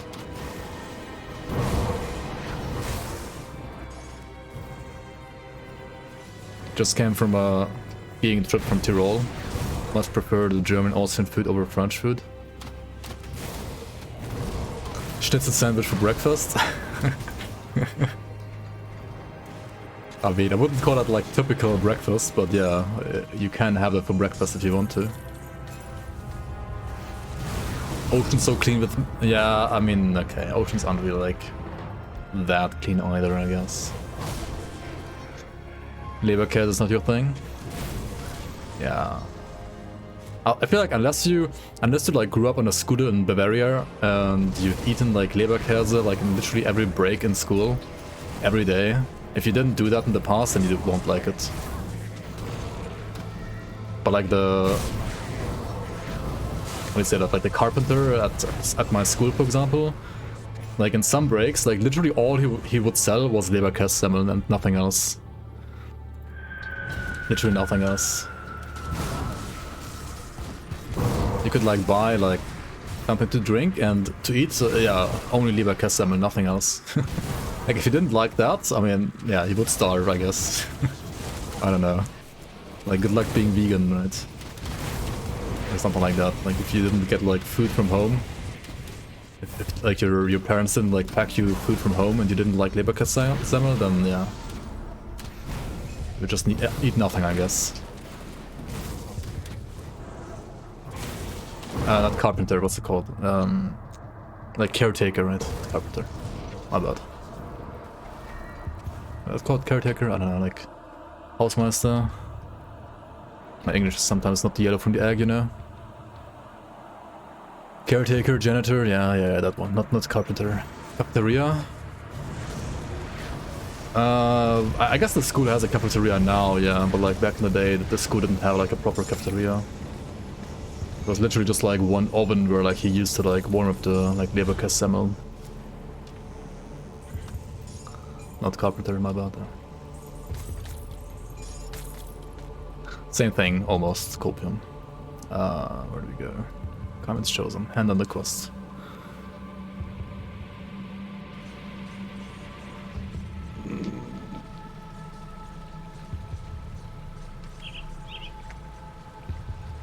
But if you like bad fish, then it's okay, isn't it?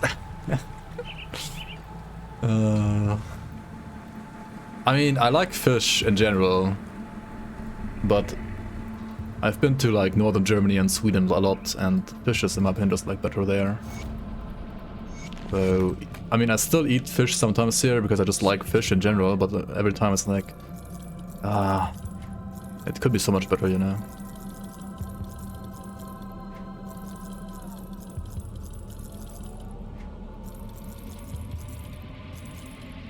Put it to good use.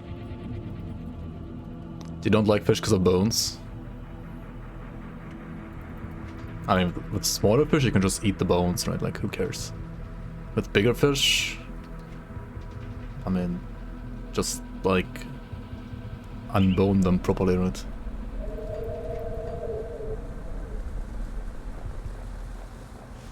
I'll give you good I don't know, if you like prepare fish properly, right? It's, you don't have like that many bones left.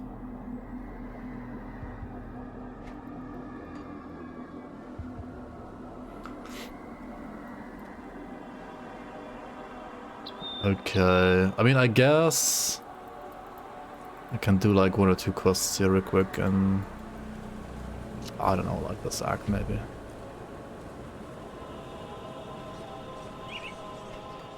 You saw the fish in Tyrol? Yeah, you skipped that one, yeah. I mean, if you're from the Netherlands, you're used to better fish as well, I guess. Just put the fish in a blender, no bones left. One of those methods. Do I need to rerun some stuff here, by the way, guys? Do I need to rerun Ancient Grove for this? I don't think so. Like, it's just an amulet. Like, who cares, right? I can run around with low-level, like, amulet or, like, metal for a long time.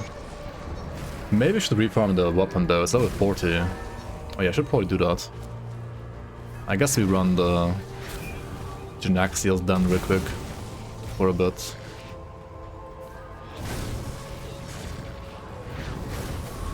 You live on a 30-minute bike ride from the sea.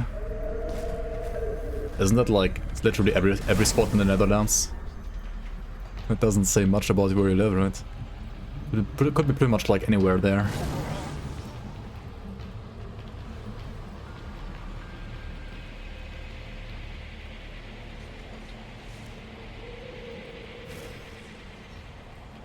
You were so immersed, you just realized it's SSF not speedrunning?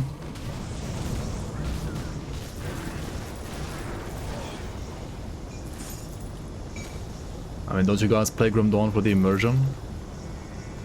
I mean, the immersion is actually good in the game, I think, but... It's not like the primary reason why you play RPGs, right?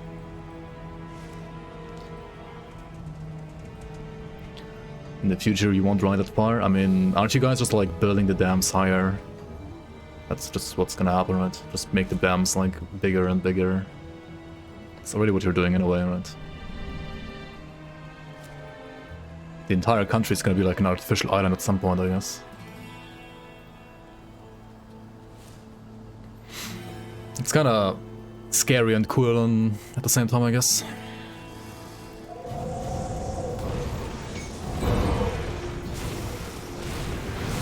Too expensive, cheaper to move east.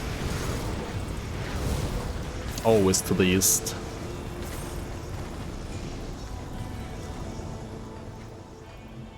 As a German, that sounds so wrong.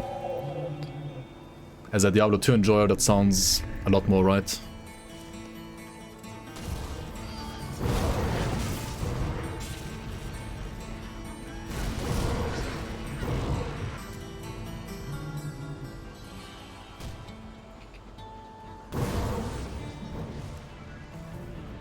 Please, please.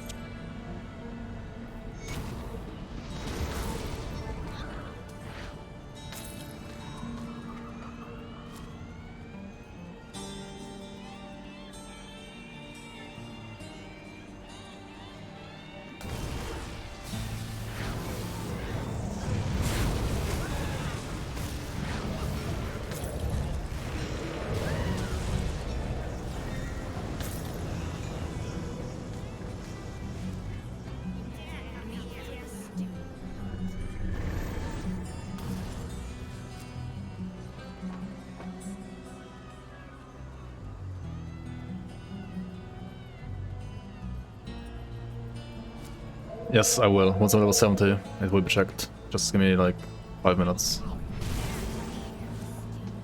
I didn't forget it, don't worry.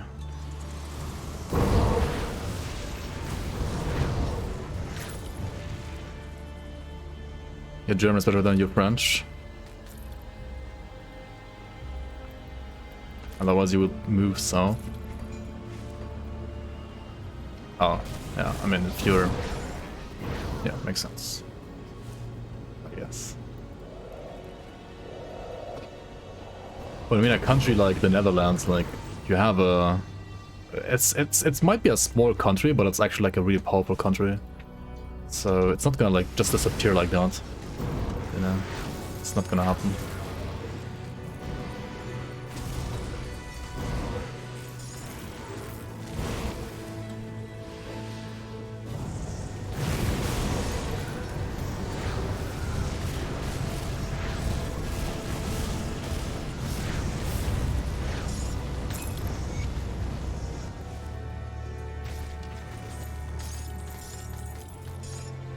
I don't know why, but MMOs are much more taxing mentally for you compared to RPGs, even though it's like the same grind.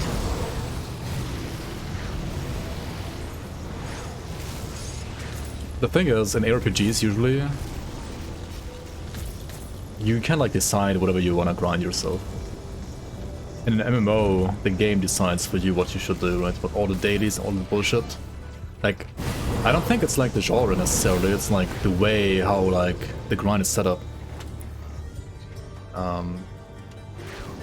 RPG, I mean, MMOs work a lot more with like fear of missing out, and they work a lot more with like stuff like dailies and chores.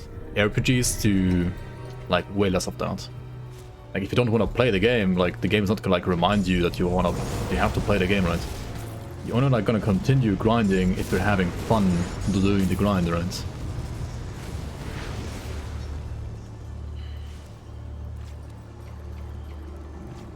Whereas MMOs is like, come log in now every day, get this login reward, do this like login like daily quest here, daily quest there. It's like,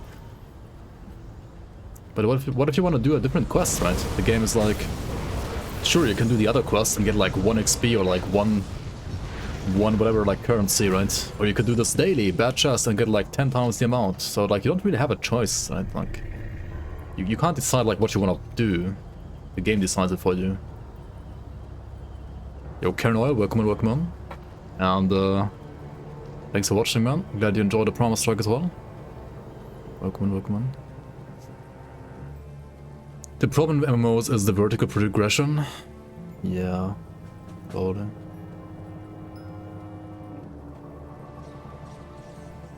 You cycle to work every day, airport within 30 minutes reach, also beach 30 minutes, no complaints here. Yeah, generally I like the cycling mentality a lot in the Netherlands. I've been to Amsterdam like twice. I'll give you a good price on one. Yeah, I don't know.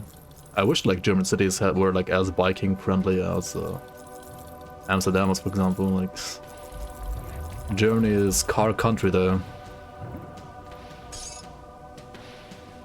See you around. Which is kinda pepega, but okay.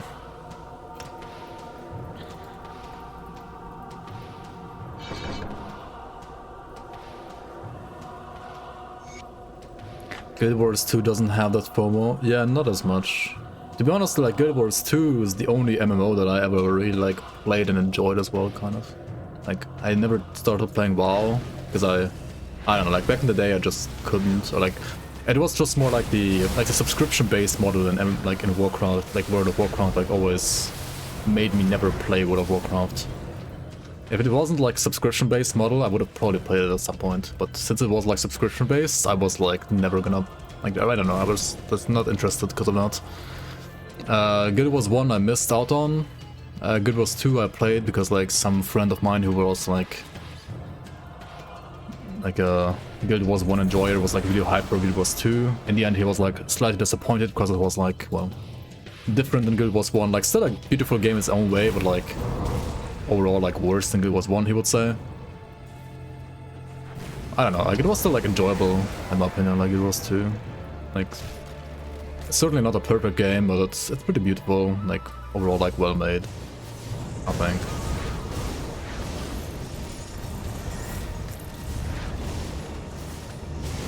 And yeah, I honestly the thing I enjoyed the most in Guild Wars 2 was just like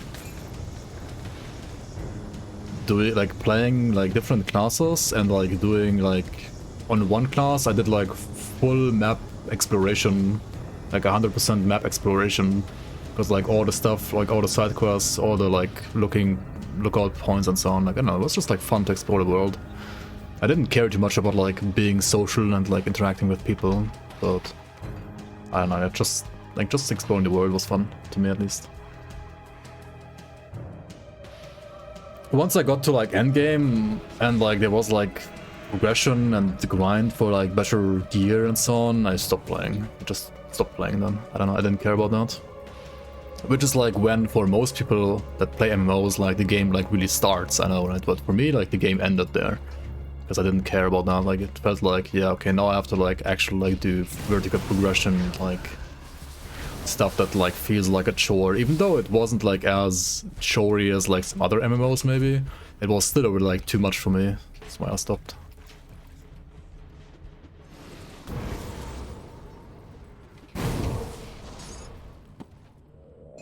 And also I mean the combat, it was cool and like PvP was cool as well. But yeah, I don't know. Felt a bit like too chorey to me. Yeah, I think I got like some exotic gear. I don't know, like if I got full exotic gear or at least some pieces. I remember that. I think I didn't get all of them. I really got bored before I got like all like full exotic. Yeah, less than 3 hours. I don't know. Maybe I was just like bad at the game back then. I didn't know like how to get it like quickly. I just get bored. Like the gameplay just became like boring at some point compared to like, I don't know. I rather like was playing like Hearthstone, League of Legends back then.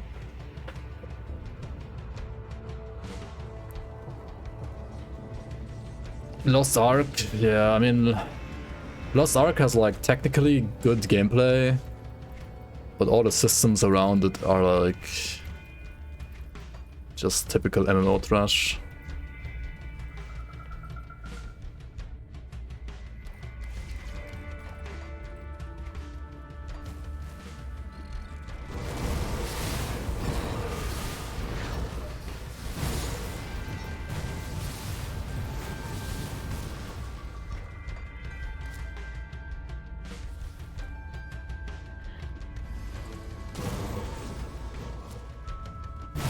I mean, I don't know, like if Lost Ark had like gear and class progression like Grim Dawn or Palm of Exile, then it would be a good game in my opinion. And if it didn't have like dailies and like press G here, press G there, press G here, press G there. Like the amount of like times the G button was pressed like during the campaign, like during leveling, like holy fuck dude. That was so ridiculously cancer. And then people were like, yeah, it gets better later. I mean, did it really though? I don't know. The graphics are good, yeah, the graphics are good. The combat itself, like when you're actually fighting, also felt good.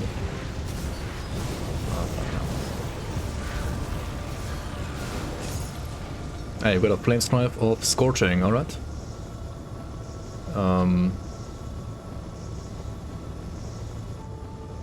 Wait, why is this worse than the Corrosive of Wildfire? Oh, it's only worse on the beam because of the casting speed, I see.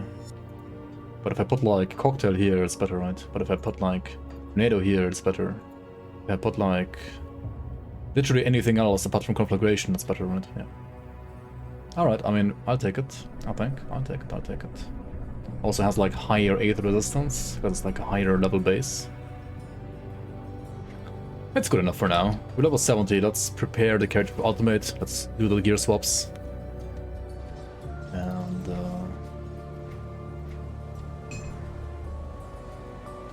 yep, swap this, swap that, swap this. How we're looking like. We also have to swap the gloves, right, for elemental resistances.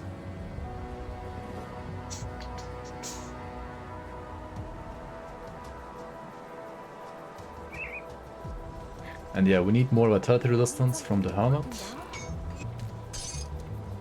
Component.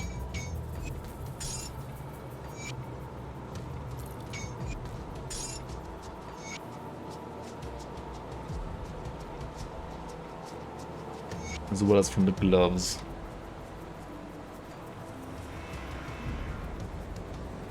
Now we are at 69 fire overcap, 27 code, 27 lightning, 35 acid, 40 pierce, 57 chaos, 55 aether, 30 vit, 33 bleed. Yeah, which means I don't need the aetheress on that component anymore. And okay, so the character is ready for ultimate.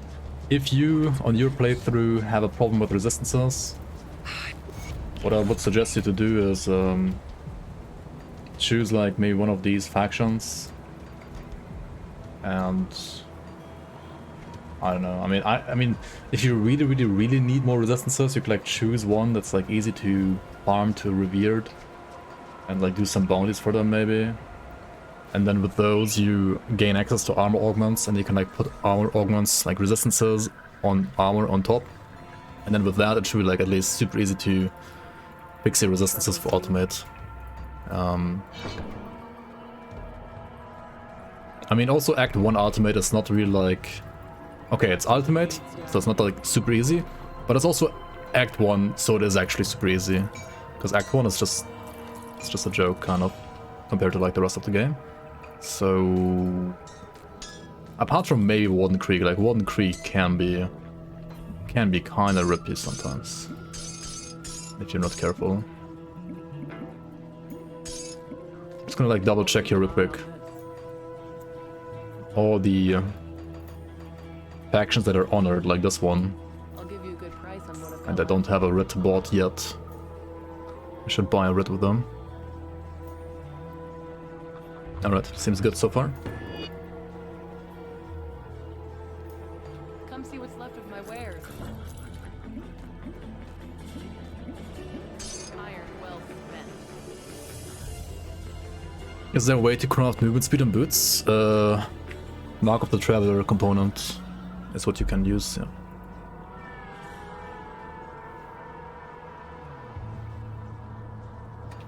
Right. Like this one over Safe here. Storage. No questions asked. This one.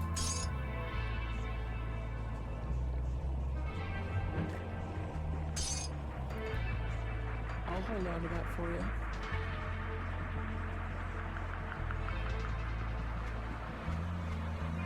Should probably check out these factions as well and their Give you a good augments. price on what I've got left. Because you can also like use stuff on your weapons. Like Hexer's Kiss right here, right? Chaos. Fire damage.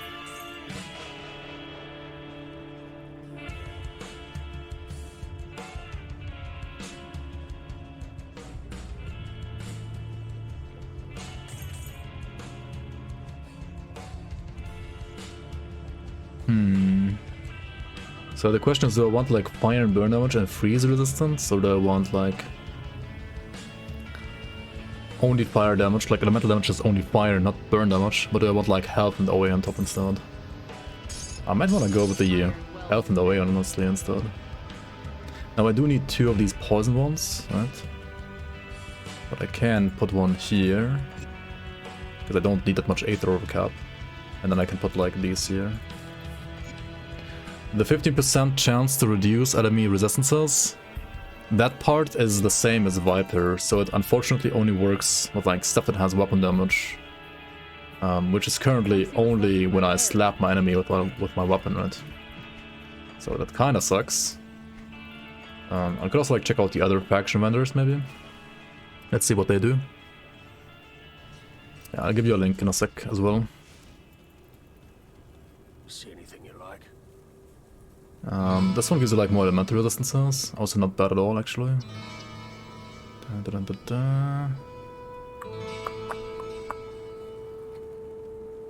rest is kinda...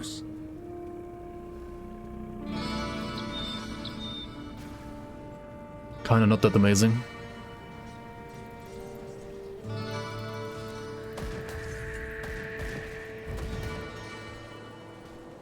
See anything you like? I mean, these aren't bad, right? But they're just like worse than Hexer's Delight, I think. Yeah. See anything you like?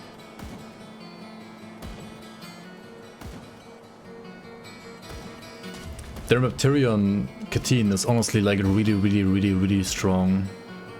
If you want like more stun res and like more armor or more pierce res, it's really good actually. And if you want like chaos res alongside your fire damage, the Void Vine powder is also not bad at all. I don't know, I might maybe like even use one here. Why not? Let's use one for like some armor and some like stun res instead of I'll give you a good price on the what damage. And these guys, they have this one, Black Sea Powder, which is like...